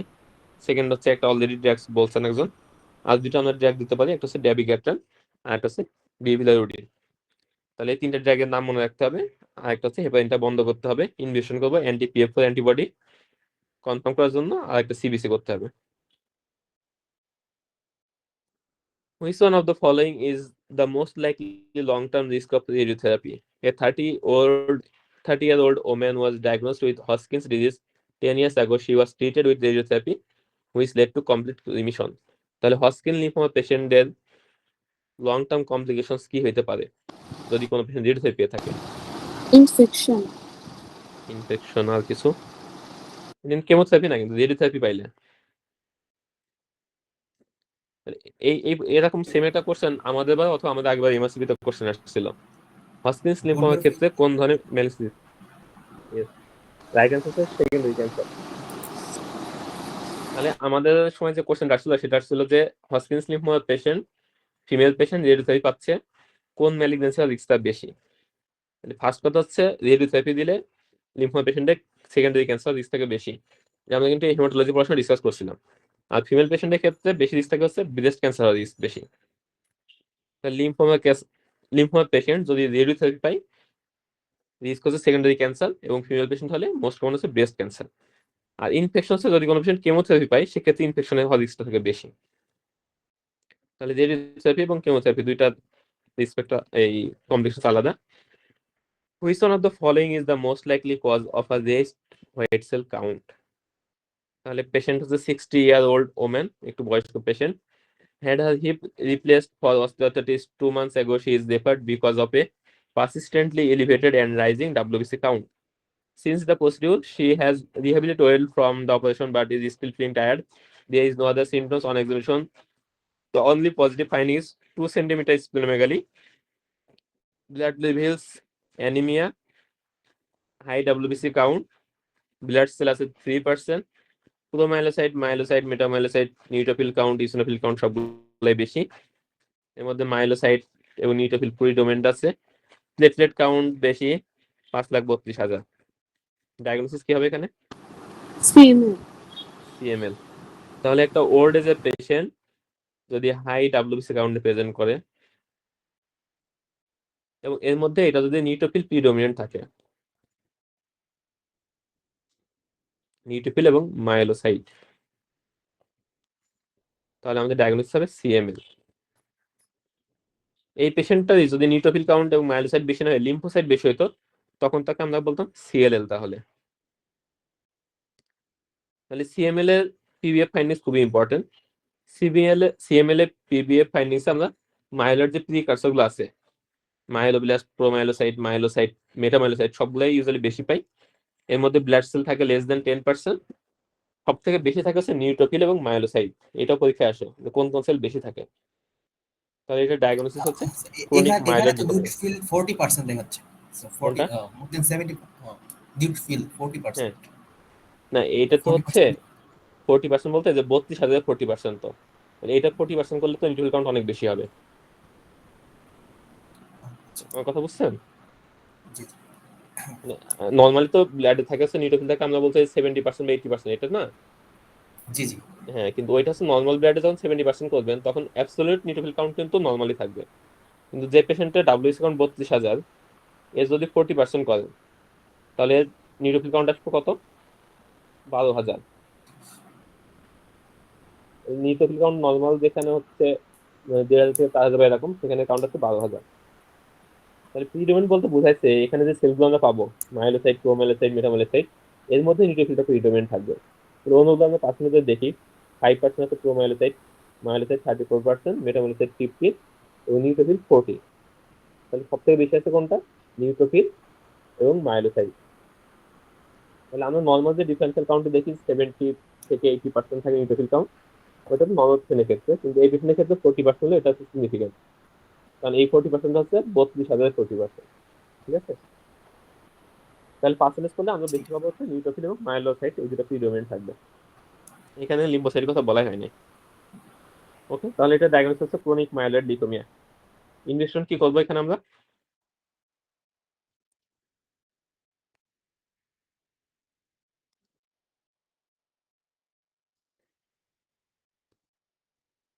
আচ্ছা, সিএমএল এর ক্ষেত্রে আমরা ক্রোমোজোম যে অ্যাবনর্মালিটি পাই, এটা কি পাই? কি ধরনের অ্যাবনর্মালিটি থাকে? Philadelphia Philadelphia. 921 Philadelphia chromosome. এটা কিভাবে ফর্মেশন হয়? Translocation. Translocation of 9 translocation and 21 9 and 21। ট্রান্সলোকেশনের বেশ কয়েকটা টাইপ আছে। এটা কোন ধরনের ট্রান্সলোকেশন হয়?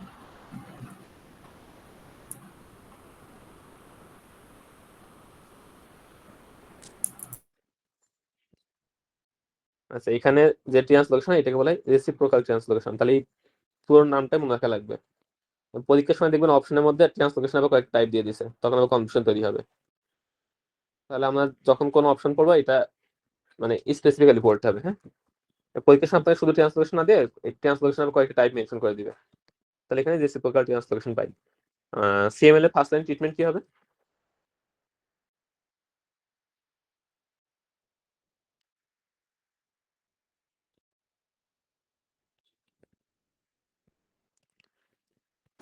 Imatinib. ইমাটিনিব। ইমাটিনিবের মেকানিজম অফ অ্যাকশন কি?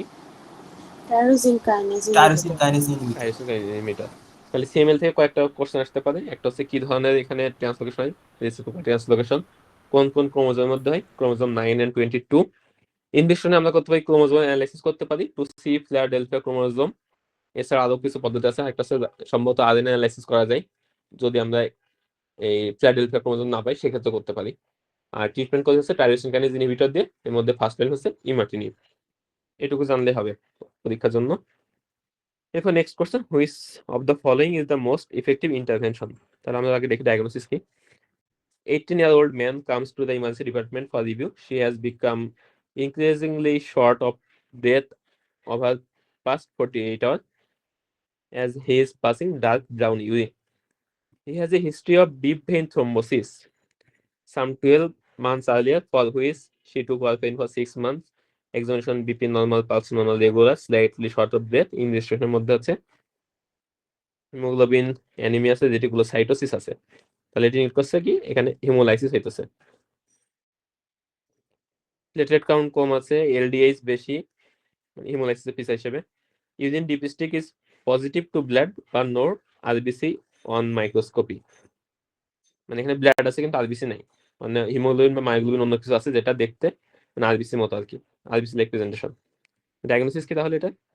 অলরেডি একজন ডায়াগনোসিস বলে ফেলছে। তাহলে এখানে চাইছে আমাদের ট্রিটমেন্ট কি, তাহলে এটা ডায়াগনোসিস কি হবে? Paroxysmal nocturnal তাহলে hemoglobinuria. এটা ডায়াগনোসিস হচ্ছে পিএনএইচ। তাহলে কোন একটা পেশেন্টের যদি ডার্ক ইউরিন থাকে, অনেক সময় নাও থাকতে পারে, এর সাথে হিমোলাইসিস আর একটা হচ্ছে থ্রম্বোসিস। তাহলে যে কোনো ডিজিজ পড়ার সময় আপনি একটু মনে মনে এই ট্রাইয়েড বা পেন্টাইড নিজের মতন করে মানে একটা বানাই দিতে হবে আর কি, যে টিপিক্যাল প্রেজেন্টেশন কি, না হলে পরীক্ষায় সিনারিও পড়তে পড়তে মেইন ফাইন্ডিংস গুলো পাওয়া যাবে না। তাহলে পিএনএস এর টিপিক্যাল প্রেজেন্টেশন হচ্ছে ডার্ক ইউরিন পাস করবে, পেশেন্টে হিমোলাইসিসের ফিচার থাকবে, থ্রম্বোসিসের ফিচার থাকবে। এই তিনটা কম্বিনেশন থাকলে আমাদের ডায়াগনোসিস পিএনএস। ট্রিটমেন্ট কি হবে? Eculizumab. একুলিজিমাব। তাহলে ট্রিটমেন্ট অপশন ইকুলিজিমাব। ইকুলিজিমাবের মেকানিজম অফ অ্যাকশনটা ইম্পর্টেন্ট। এটা CD20 antibody. CD20 তো rituximab, C5 inhibitor. Complement 5, C5. হ্যাঁ, তাহলে এটা হচ্ছে অ্যান্টি C5 মনোক্লোনাল অ্যান্টিবডি। ইকুলিজিমাব দিলে একটা ইনফেকশনের রিস্ক থাকে বেশি, যেটা এগেইনস্টে ভ্যাকসিনেশন দিতে হয়। কোন ইনফেকশন রিস্ক থাকে বেশি?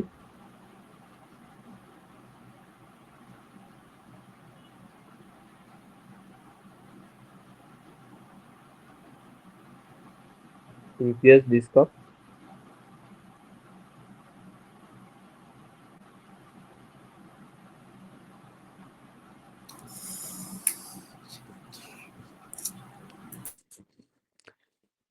তাহলে অ্যান্টি-C5 মনোক্লোনাল অ্যান্টিবডি দিলে পেশেন্টগুলো নেজিরিয়া মেনিনজাইটিস বা মেনিনজাইটিস হওয়ার রিস্ক থাকবে বেশি।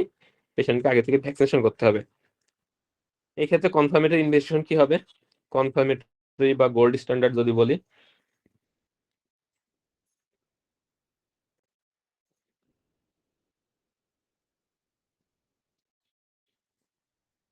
Flow cytometry is right answer.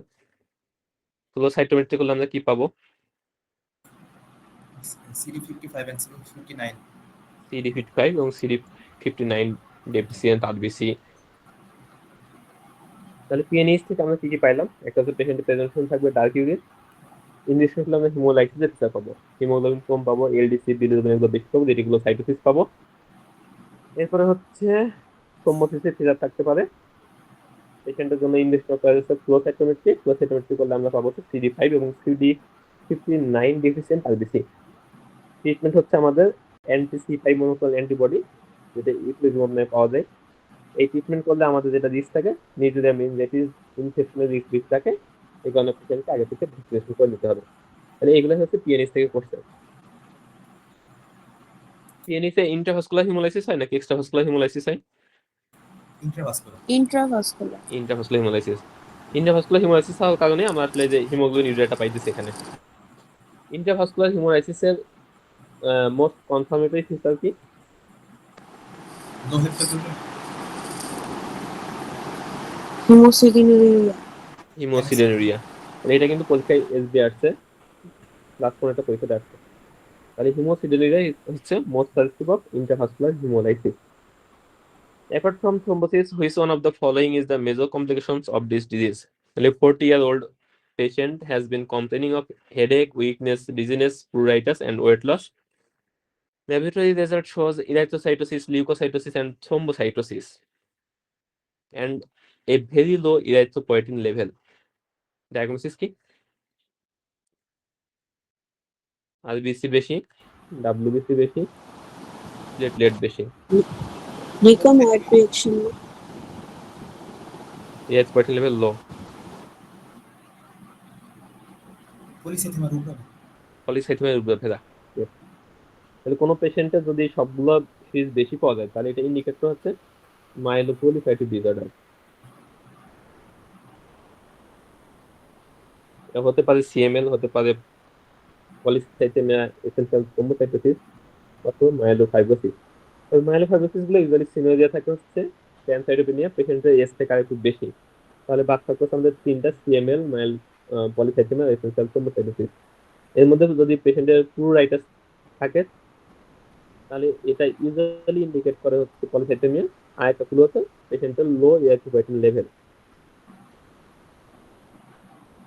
তাহলে এখানে ডায়াগনোসিস হচ্ছে পলিসাইথেমিয়া রুব্রা ভেদা। পলিসাইথেমিয়া রুব্রা ভেদা বেশ কিছু কমপ্লিকেশন হতে পারে, এটা বইয়ে আছে না আমার এক্স্যাক্টলি জানা নাই। কমনলি হচ্ছে থ্রম্বোসিস, গাউট হইতে পারে, পেপটিকোসাল ডিজিজ হইতে পারে, আর পেশেন্টের মাইলোফাইব্রোসিস বা এএমএল এর ট্রান্সফরমেশন হতে পারে। আর একটা ইম্পর্টেন্ট হচ্ছে ব্লিডিং হইতে পারে পেশেন্টের। ব্লিডিংটা বই আছে না জানা নাই আসলে, পড়ে নেবেন তারপরে। তাহলে পলিসাইথেমিয়াটা আসলে ব্লিডিং হইতে পারে, থ্রম্বোসিসও হইতে পারে। আচ্ছা, ব্লিডিংটা কেন হচ্ছে? সরি, আচ্ছা, পলিসাইথেমিয়াতে কি হয়, যে সেল কাউন্ট গুলো অনেক বেশি না, আরবিসি ডাব্লিউবিসি Immature থাকে। সব। হ্যাঁ, ইমমেচিউর থাকার কারণে মানে থ্রম্বোসাইট গুলো সরি। না এটা মেইনলি হয় বেশ কিছু মেকানিজম আছে, স্পেসিফিক মেকানিজম নাই, কয়েকটা হাইপোথিসিস টাইপ আছে। একটা হচ্ছে এখানে যেহেতু সেল কাউন্ট অনেক বেশি থাকে, ব্লাডটা থাকে হচ্ছে হাইপার ভিস্কাস, এই কারণে যে ব্লিডিং সাইট গুলো এখানে প্লেটলেট গুলা বা এগুলো সহজে যাইতে পারে না। আর একটা হচ্ছে এখানে হিমোস্ট্যাসিস, সেটা হচ্ছে ইম্পেয়ার্ড হয়। আর প্লেটলেট বা আরবিসি এগুলো অনেক বেশি বেশি ফাংশন হইতেছে, এই প্লেটলেট গুলো আসলে প্রপারলি ফাংশন করতে পারে না। তাহলে বডিতে যখন কোনো কিছু এক্সেস পরিমাণে তৈরি হয়, যেমন ক্যান্সার সেল, তাহলে সেলগুলো অনেক বেশি তৈরি হলে এগুলো ইউজুয়ালি ফাংশনালি আসলে ইম্পেয়ার্ড থাকে। তাহলে এর একটা এক্সাম্পল হচ্ছে পলিসাইথেমিয়া, তারপর এসেনশিয়াল থ্রম্বোসাইটোসিস, এগুলোতে প্লেটলেট অনেক বেশি তৈরি হলেও এগুলো আসলে ফাংশনালি ইম্পেয়ার্ড থাকে। আরেকটা এক্সাম্পল হচ্ছে মাল্টিপল মায়োলোমা, এখানে অনেক বেশি অ্যান্টিবডি তৈরি হয় কিন্তু ফাংশনালি ইম্পেয়ার্ড।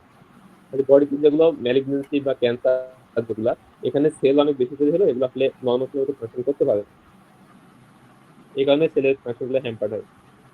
তাহলে পলিসাইথেমিয়া ব্লিডিং এই কারণে হয় আসলে। কিছু হাইপোথিসিস আছে, এটাই এক নম্বর বলা হয়েছে দেখেন। What diagnosis fits best with this clinical picture? 26-year-old Antiphospholipid woman, syndrome. আগে ডায়াগনোস বলে হয়েছে, ঠিক আছে। তাহলে স্পন্টেনাস অ্যাবর্শন আছে, ডিপ ভেন থ্রম্বোসিস আছে, female patient, VDR test positive আছে, আর লাস্টে বলে দিচ্ছে কার্ডিওলিপিন অ্যান্টিবডিজ পজিটিভ। তাহলে ডায়াগনোসিস হচ্ছে অ্যান্টিফসফোলিপিড সিনড্রোম। তাহলে এই পেশেন্টের ট্রিটমেন্ট কি দিবেন? heparin and aspirin for throughout the life. Heparin aspirin. আচ্ছা, অ্যান্টিফসফোলিপিড ট্রিটমেন্ট। আচ্ছা, এখানে আগে হিস্ট্রিটা বলি। ফলস পজিটিভ ভিডিয়াল টেস্ট, এটা একটা কজ হচ্ছে কিন্তু অ্যান্টিফসফোলিপিড সিনড্রোম। আর যেহেতু ডিভিটি আছে, অ্যান্টিফসফোলিপিড সিনড্রোমে আমাদের ট্রিটমেন্ট হচ্ছে লাইফ লং ওয়ারফেরিন। আগে বললাম আমরা লাইফ লং ওয়ারফেরিন উইথ আয়নার 2-3। আর কোনো পেশেন্ট যদি ফিমেল পেশেন্ট হয়, তাহলে এক্ষেত্রে অ্যাসপিরিন হিসাবে টু প্রিভেন্ট অ্যাবর্শন। আর পেশেন্ট যখন পরবর্তীতে প্রেগনেন্ট হবে, প্রেগনেন্সিতে আমরা অ্যাড করবো হচ্ছে low molecular. Low molecular heparin. হ্যাঁ, তাহলে প্রেগনেন্সির সময় আমরা হচ্ছে অ্যাসপিরিন এবং হেপারিন দেবো, আর অন্য সময় আমরা ওয়ারফেরিন দেবো। যেহেতু ওয়ারফেরিনটা টেরাটোজেনিক এবং প্রেগনেন্সিতে কন্ট্রাইন্ডিকেটেড, প্রেগনেন্সির সময় আমরা ওয়ারফেরিনটা অফ করবো। আর এই লো মলিকুলার হেপারিনটা কখন দেবো, যারা ইমার্সিটি দিচ্ছেন পারছো তারা এটা দেখে নিবে। খুব সম্ভবত যখন ফিটাল পালস হচ্ছে তখন ফিটাল শুরু হার্ট করি। সাউন্ড আসা স্টার্ট হ্যাঁ, করলে ফিটাল তখন। হার্ট সাউন্ড আমি বেশ আগে বলছিলাম, ভুলে গেছি। তাহলে ফিটাল হার্ট সাউন্ড আসা শুরু করলে তখন আমরা হেপারিন স্টার্ট করি, আর বাকি সময় আমরা অ্যাসপিরিন দিয়ে রাখি। আর ওয়ারফেরিনটা প্রেগনেন্সিতে অবশ্যই অফ করতে হবে। The most appropriate therapy now that a diagnosis of essential thrombocytosis has been established. তাহলে এটা সিনারিও পড়ার দরকার নেই। পেশেন্টের এসেনশিয়াল থ্রোম্বোসাইটোসিস আছে, ট্রিটমেন্ট কি দিবে?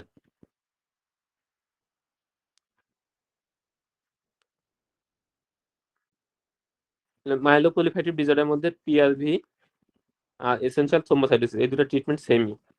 একটা হচ্ছে থ্রোম্বোসিস, থ্রোম্বোটিক ম্যানিফেস্টেশন প্রিভেন্ট করার জন্য, পেশেন্টের যাতে স্ট্রোক না হয় এই জন্য আমরা অ্যাসপিরিন দিই। আর সেল কাউন্ট কমানোর জন্য হাইড্রোক্সিকার্বমাইড দিই।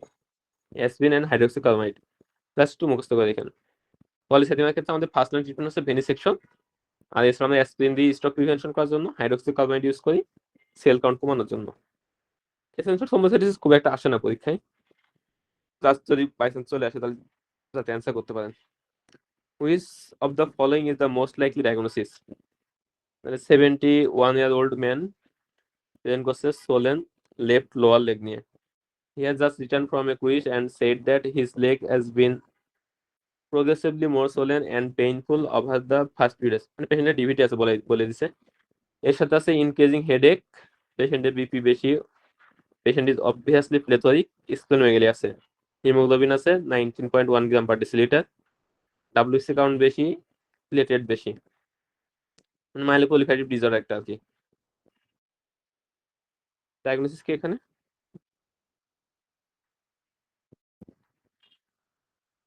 পেশেন্টের ডিভিটি আছে, হেডেক আছে, প্লেথরিক, Primary polycythemia. পলিসাইথেমিয়া। ইয়েস, তাহলে এখানে ডায়াগনোসিস হবে হচ্ছে প্রাইমারি পলিসাইথেমিয়া। আচ্ছা, পলিসাইথেমিয়া একটা ইনফরমেশন দিয়ে রাখি, পলিসাইথেমিয়া পেশেন্টগুলোর ক্ষেত্রে অনেক আয়রন ডেফিসিয়েন্সি থাকতে পারে, যেহেতু এখানে এক্সেসিভ আরবিসি ফর্মেশন হয়েছে। Which investigation is most reliably diagnostic? কি কি বলছে? 32-year-old ম্যান প্রেজেন্ট করছে breathlessness which has gradually worsened over the last few weeks following an emergency appendectomy. He received no blood products at the time of operation. He has not noticed any frank blood loss. Currently, he is taking diclofenac for post-operative pain relief. The man has a past history of recurrent DVT, the last of which is complicated by a pulmonary embolism 2 years ago. He declined long-term anticoagulation. A full blood count shows hemoglobin 88 gram per liter, platelet 105. Immunotherapy shows the presence of hemosiderin. PNAs, blood phenotyping. Let me typing. Diagnosis কি এটা? PNAs, PNAs paroxysmal nocturnal hemoglobinuria. হ্যাঁ, তো ডিভিটি আছে, haemoglobin count কম আছে, তাহলে anaemia with ডিভিটি আমরা চিন্তা করব কি পিএনএইচ। আর যদি কোনো পেশেন্টের ডিভিটি থাকে, হিমোগ্লোবিন বেশি থাকে, তাহলে কি হবে ডায়াগনোসিস?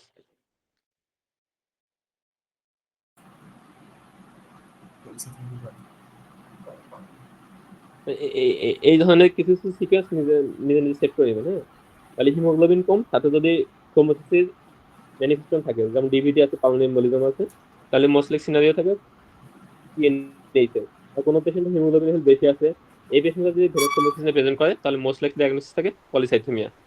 তাহলে আমরা পিএনএইচ এর ডায়াগনোসিস আমরা একটু আগে বলছি, ইমিউনোফিনোটাইপিং করব। বা ফ্লো সাইটোমেট্রি করব।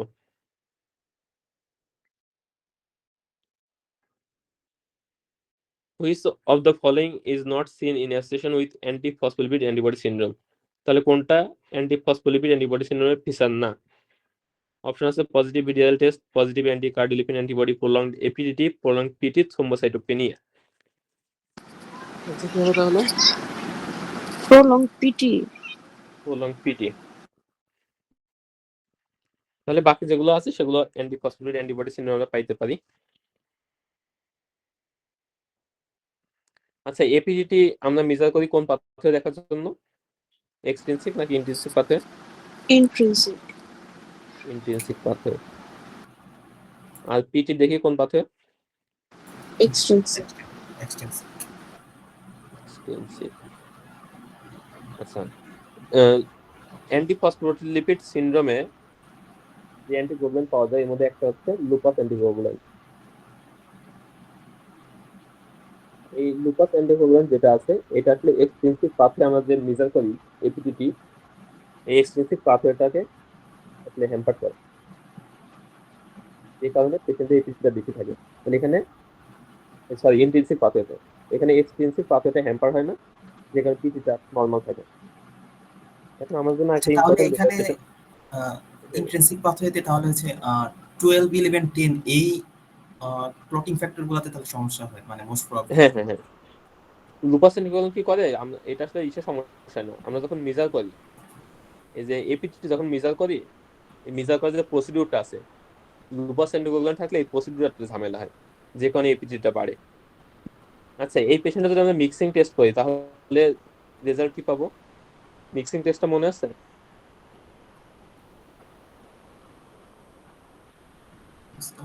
কোন পেশেন্টে আমরা যদি কি ডিফারেন্সিয়েট করি? PT R এপিডিটি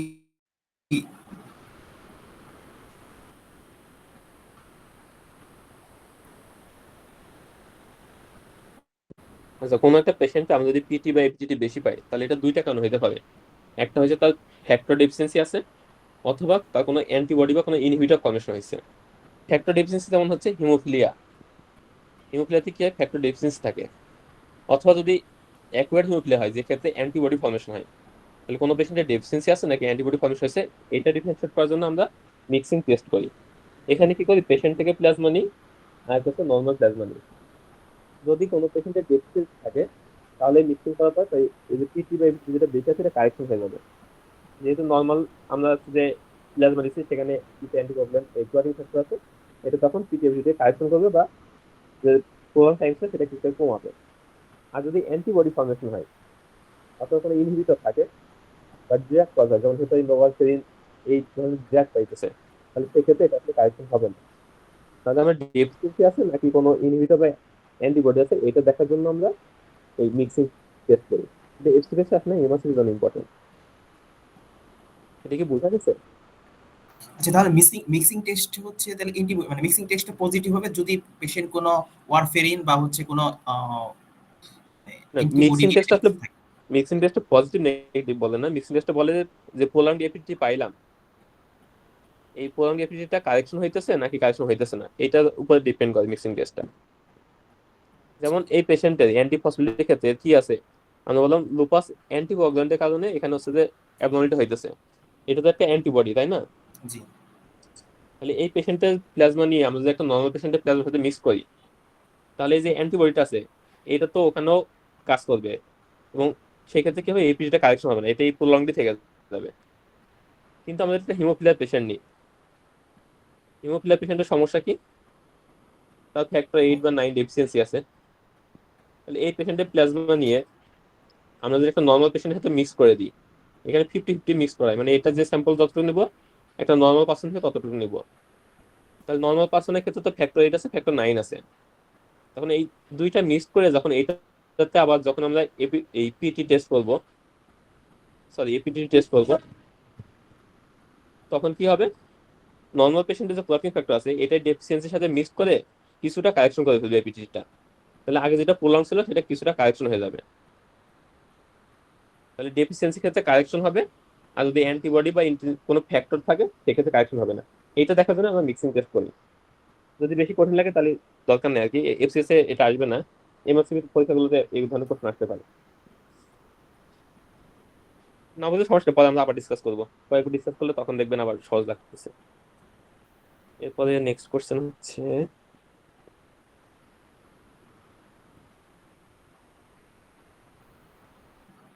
given the likely diagnosis, which of the following would present in the patient's blood film? Yes. 68-year-old man admitted to the hospital with full history of rapid onset increased lethargy, weakness, and malaise. He has noticed that gum has been bleeding more when brushes his teeth. Patient is hypertensive, for which he is taking amlodipine. Blood pressure normal, pulse কিছুটা বেশি, temperature বেশি, respiratory rate 19 beats per minute, saturation normal, with a palpable fullness in the left upper quadrant. Haemoglobin কম আছে, WBC count কম, neutrophil count কম, platelet কম, বাকিগুলো normal, creatine কিছুটা বেশি। ডায়াগনোসিস কি? Myelofibrosis. আচ্ছা, আমি একটু আগে এটা শর্ট করি, তাহলে সে ওল্ড এজ আছে, শর্ট হিস্ট্রি আছে, পেশেন্টের ফিভার আছে, লেফট কোয়াড্রেন্টে মানে স্প্লেনোমেগালি আছে, প্লাস প্যানসাইটোপেনিয়া আছে।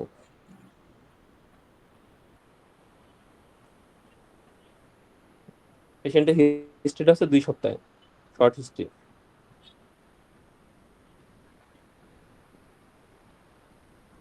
তাহলে ডায়াগনোসিস কি হতে পারে এখানে? একজন বলছেন মাইলোফাইব্রোসিস না, আর কেউ কিছু? অ্যাকিউট মাইলোসাইটিক লিউকেমিয়া, কাছাকাছি গেছেন। এপিএমএল আছে, আবার ডিআইসি পিসার, এখানে ডিআইসি কোনো পিসার বলা হয় নাই।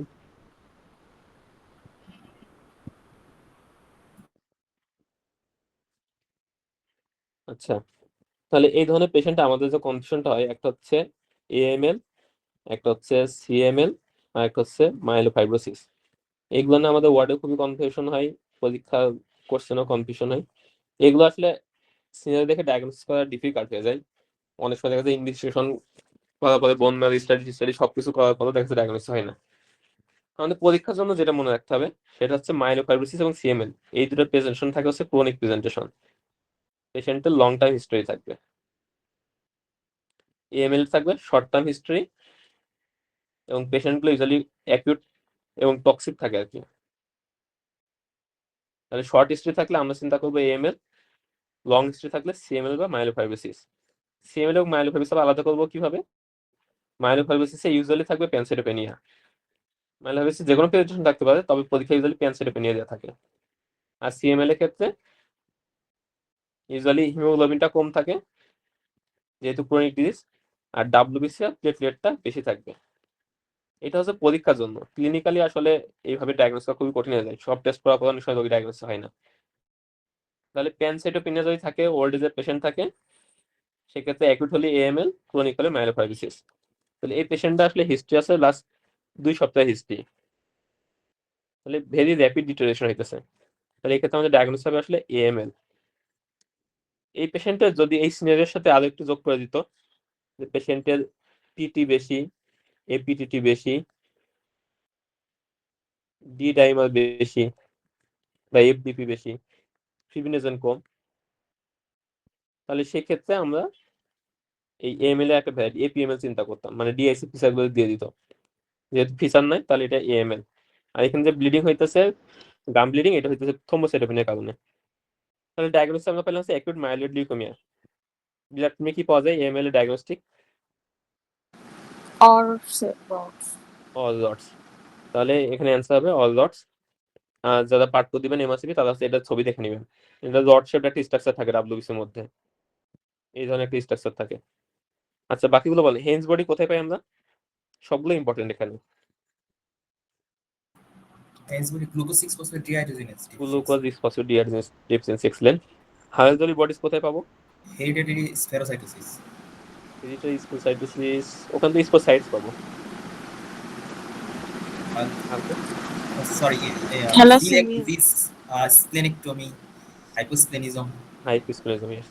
তাহলে যেসব কন্ডিশনে হাইপোস্কুলিজম পাওয়া যায় তার সবগুলোতে হায়ালজলি বডি পাওয়া যাবে। আচ্ছা, আমাদের ডেফিনিশনে কয়েকটা দেওয়া আছে হাইপোস্কুলিজম কজ। কোনটা কোনটা আছে? একটা তো 24 না বলছে এসবিআই আসছে।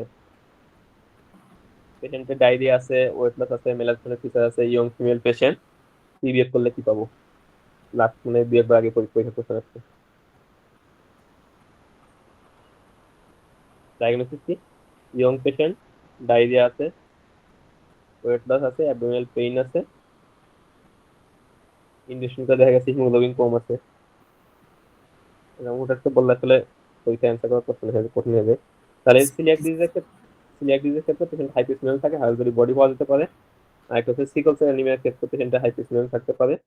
পোস্ট স্টিমুলেশন করলে এইসব কন্ডিশনে আমরা হচ্ছে হাইড্রোজেনিক বডি পাই। এবার স্মার্ট সেল কোথায় পাই? CLL. সিএলএল। এটি কি জিনিস এটা?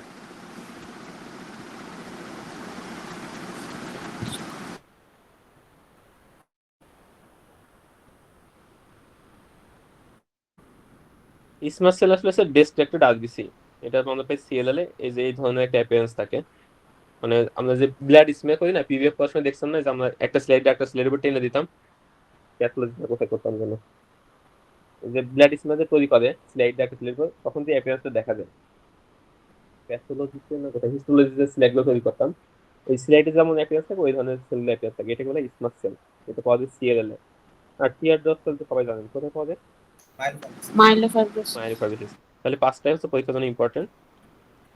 ওকে, next question. Which one of the following would be the strongest pointer towards primary polycythemia? তাহলে সিনার দিকে আমরা যাচ্ছি না। প্রাইমারি পলিসাইথেমিয়ার ক্ষেত্রে স্ট্রংগেস্ট পয়েন্ট কোনটা? Sleep apnoea, hypovolaemic red blood cell, low EPO level, slight decrease PaO2 PaCO2 কি হবে? C. Low C, EPO. Low EPO level. তাহলে রাইট অ্যান্সার হচ্ছে প্রাইমারি পলিসাইথেমিয়ার ক্ষেত্রে লো ইপিও লেভেল। তাহলে সেকেন্ডারি পলিসাইথেমিয়া কজ কি ছিল মনে আছে? COPD, COPD. হাইপোক্সিয়া। তাহলে একটা কজ ছিল হচ্ছে হাইপোক্সিয়া। হাইপোক্সিয়া হাইপোক্সিয়া কি করে? হাইপোক্সিয়া হলে ইলেকট্রোলাইটকে স্টিমুলেট করে। কোনো পেশেন্টের যদি হাইপোক্সিক কন্ডিশন থাকে, হাইপোক্সিয়া হচ্ছে একটা স্টিমুলেটিং ফ্যাক্টর ফর ইরিথ্রোপয়েটিন। তাহলে সেকেন্ডারি পলিসাইথেমিয়ার ক্ষেত্রে ইরিথ্রোপয়েটিন লেভেলগুলো ইউজুয়ালি আমরা বেশি পাই। সেকেন্ড একটা কথা ছিল হচ্ছে হাই ইরিথ্রোপয়েটিন লেভেল, এটা হইতে পারে এক্সোজেনাস, হইতে পারে এন্ডোজেনাস। এক্সোজেনাস কি হইতে পারে?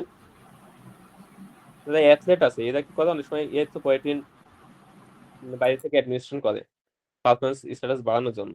তাহলে অ্যাথলেটদের ক্ষেত্রে হইতে পারে। তাহলে এই ক্ষেত্রে আমরা কি পাবো? ইরিথ্রোপয়েটিন লেভেল বেশি পাবো, যেহেতু বাইরে থেকে নিচ্ছে। এন্ডোজেনাস সোর্স একটা আসতে পারে ম্যালিগনেন্স থেকে, প্যারানোপ্লাস্টিক ফিচার হিসেবে। কোন কোন ম্যালিগনেন্সিতে পাওয়া যেতে পারে? পরীক্ষার জন্য খুবই ইম্পর্টেন্ট।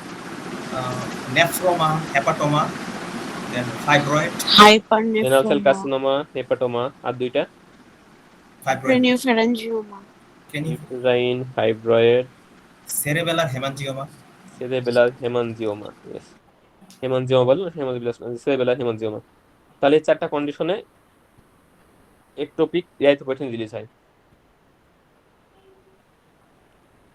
তাহলে সেকেন্ডারি পলিসাইথেমিয়া যে কটা কজ পেলাম সবগুলোতে কি পাবো আমরা? ইরিথ্রোপয়েটিন বেশি পাবো। প্রাইমারি পলিসাইথেমিয়াতে কি হয়? এটা একটা মাইলোপ্রলিফেরেটিভ ডিসঅর্ডার, এখানে এক্সেসিভ আরবিসি তৈরি হয়। এটা হচ্ছে ডিউ টু মাইলোপ্রলিফেরেটিভ যে স্টেম সেলগুলো আছে, এই সেলগুলো বেশি বেশি প্রলিফারেশন হওয়ার কারণে। তাহলে এখানে যেহেতু আরবিসি অনেক বেশি বেশি তৈরি হইতেছে, তাহলে এখানে কি হবে? অক্সিজেন ক্যারিং ক্যাপাসিটি অনেক বেশি থাকবে। তাহলে হাইপোক্সিয়া হলে যদি ইরিথ্রোপয়েটিন বেশি রিলিজ হয়, তাহলে পেশেন্টের অক্সিজেন যদি ক্যাপাসিটি বেশি থাকে, তাহলে সেক্ষেত্রে কি হবে? উল্টা হবে। তাহলে এখানে ইরিথ্রোপয়েটিনটা কম সিচুয়েশন হবে। তাহলে এইটা দিয়ে আমরা প্রাইমারি এবং সেকেন্ডারি আলাদা করতে পারি। ইরিথ্রোপয়েটিনটা রিলিজ হয় কোথা থেকে? Interstitial cells, Fibroblasts like peritubular cells in kidney. আচ্ছা, দুইজনে রাইট অ্যান্সার করছেন, দুইটা মিলাই আর কি।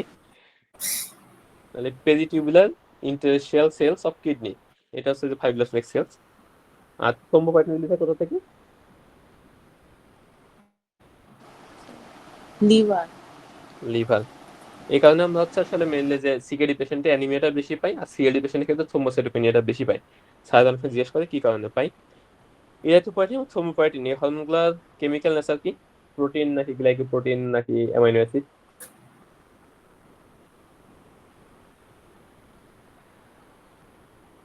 এটা এন্ডোক্রাইন ফার্স্টের লেকচার আমরা পড়ছিলাম, খুব ইম্পর্টেন্ট কিন্তু পরীক্ষায় আসে। এই যে এন্ডোক্রাইন ফিজিওলজি অনেকে বলে না, খুব ফিজিওলজি কোশ্চেন আছে ডেভিডসনে নাই, তাহলে এগুলা ডেভিডসনে অ্যাসিস্ট পেপারে আছে আর কি।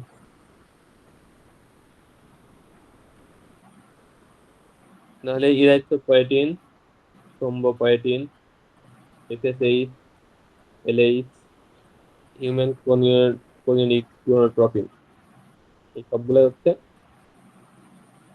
কি ধরনের protein.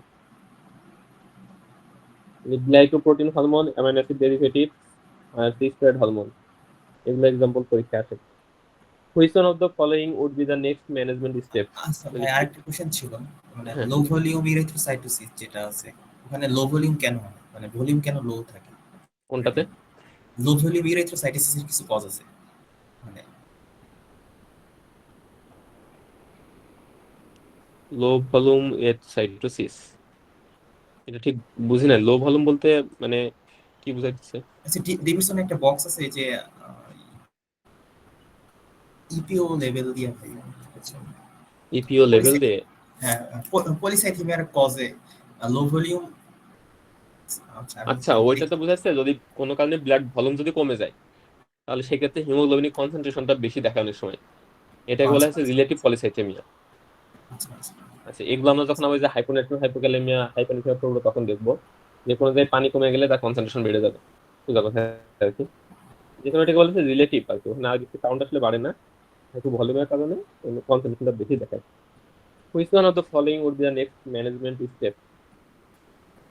58-year-old Greek man with microcytic anemia, MCB, MCH low, ferritin level normal, তাহলে আমাদের নেক্সট ম্যানেজমেন্ট স্টেপ কি হবে?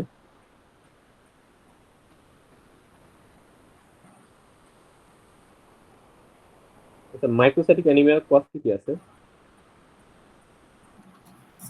Iron deficiency, iron iron deficiency, deficiency anaemia, তারপরে থ্যালাসেমিয়া, থ্যালাসেমিয়া, সিকেল সেল এরপরে disease, sideroblastic anaemia, lead poisoning. Sideroblastic anaemia, একটা হচ্ছে lead poisoning. তাহলে এখানে বলছে ফেরিটিন লেভেল নরমাল, মানে আয়রন ডেফিসিয়েন্সি অ্যানিমিয়া বাদ, নেক্সট স্টেপ কি হবে? Haemoglobin haemoglobin electrophoresis. ইরেক্টোফোরেসিস। তাহলে এটা আমাদের প্র্যাকটিক্যাল লাইফের জন্য ইম্পর্টেন্ট। কোনো পেশেন্ট যদি মাইক্রোসাইটিক অ্যানিমিয়া পাই, এমসিবি যদি কম পাই, সেক্ষেত্রে আমরা ফার্স্টে দেখি আয়রন প্রোফাইল দেখি, মোস্ট ইম্পর্টেন্ট হচ্ছে ফেরিটিন। এরপর যদি এটা নর্মাল থাকে তাহলে আমরা হিমোগ্লোবিন ইলেকট্রোফোরেসিস করি। আর অনেক সময় যদি আমরা ওই যে আর কিছু ক্লু বললাম, সিবিসি থেকে বোঝা যায় থ্যালাসেমিয়া কিনা বা আয়রন ডেফিসিয়েন্সিমিয়াটা, সেক্ষেত্রে আমরা আগে থেকে হিমোগ্লোবিন ইলেকট্রোফোরেসিস করতে পারি। এখানে আরেকটা যেন কি কোশ্চেন করতে বলছিলাম, ভুলে গেলাম। Iron deficiency anaemia, ferritin level normal. আচ্ছা, যদি পেশেন্টের ফেরিটিন লেভেল কম থাকতো তাহলে আমাদের নেক্সট ইনভেশন কি হতো? ফেরিটিন কম আছে, ম্যাগনেটিক অ্যানিমিয়া। আয়রন প্রোফাইল, না, ফেরিটিন কম আছে, আয়রন প্রোফাইল আমরা করে ফেলছি, সরি সরি, আচ্ছা ফেরিটিন আচ্ছা। কম পাইছি। আচ্ছা, নেক্সট কি হবে?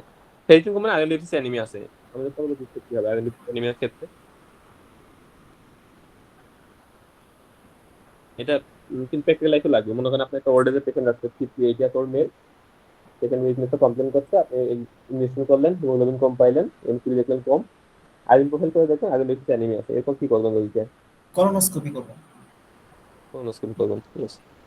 মেইনলি আসলে আমরা এন্ডোস্কোপি কোলোনোস্কোপি দুইটাই করি। যদি পেশেন্টের হিস্ট্রিতে সাজেস্টিভ কিছু পাই, সেক্ষেত্রে আমরা কোলোনোস্কোপি করি। এন্ডোস্কোপি কোলোনোস্কোপি দুইটা করা লাগে যদি পেশেন্ট এখন কমপ্লেন করে যে পেশেন্টের মেলানা আছে অথবা অন্য অন্য ফিচার আছে, তাহলে সেক্ষেত্রে হোল বডি দেখা লাগবে। এন্ডোস্কোপি কোলোনোস্কোপি করে যদি কিছু না পাওয়া যায়, সেক্ষেত্রে আমরা ডাবল ভিজন এন্ডোস্কোপি করবো। মেইন কথা আমরা জিআই ইভ্যালুয়েশন করবো আর কি। Identification anaemia most common cause হচ্ছে মানে ওল্ড মেল পেশেন্টের ক্ষেত্রে এবং পোস্ট মেনোপজাল ওমেনের ক্ষেত্রে জিআই ব্লিডিং। জিআই ব্লিডিংটা অবশ্যই ইভ্যালুয়েশন করতে হবে। এলাকার দিকে যেতে হয়, দেখা যাচ্ছে পেশেন্ট আইরন সাপ্লিমেন্টেশন দিয়ে বা ব্লাড দিয়ে বাড়ি পাঠিয়ে দেওয়া হয়। সেক্ষেত্রে কোনো ম্যালিগনেন্সি থাকলে সেক্ষেত্রে ডায়াগনোসিস হবে না, আস্তে আস্তে পেশেন্টের প্রগনোসিস খারাপ হবে। এরপরে 67-year-old patient with a history of chronic lymphocytic leukemia. CLL patient present করছে second episode of left lower lobe pneumonia, মানে নিকার নিউমোনিয়া হইতেছে। ফিভার বেশি, টেম্পারেচার বেশি আছে, হিমোগ্লোবিন কম, WBC কাউন্ট বেশি, প্লেটলেট নরমাল আছে, সোডিয়াম আদার্স সাইন নরমাল। তাহলে সিএলএল এর পেশেন্ট রিকারেন্ট ইনফেকশনে প্রেজেন্ট করতেছে। কজ কি? Complement deficiency. Complement deficiency. আর কেউ?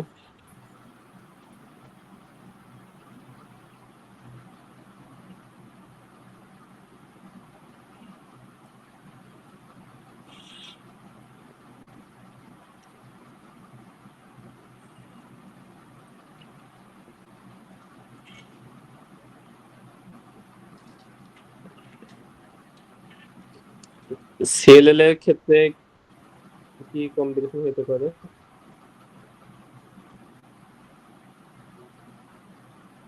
একটা তো অটোইমিউন হেমোলাইটিক অ্যানিমিয়া হয়। হেমাটোলজি 4 নম্বর।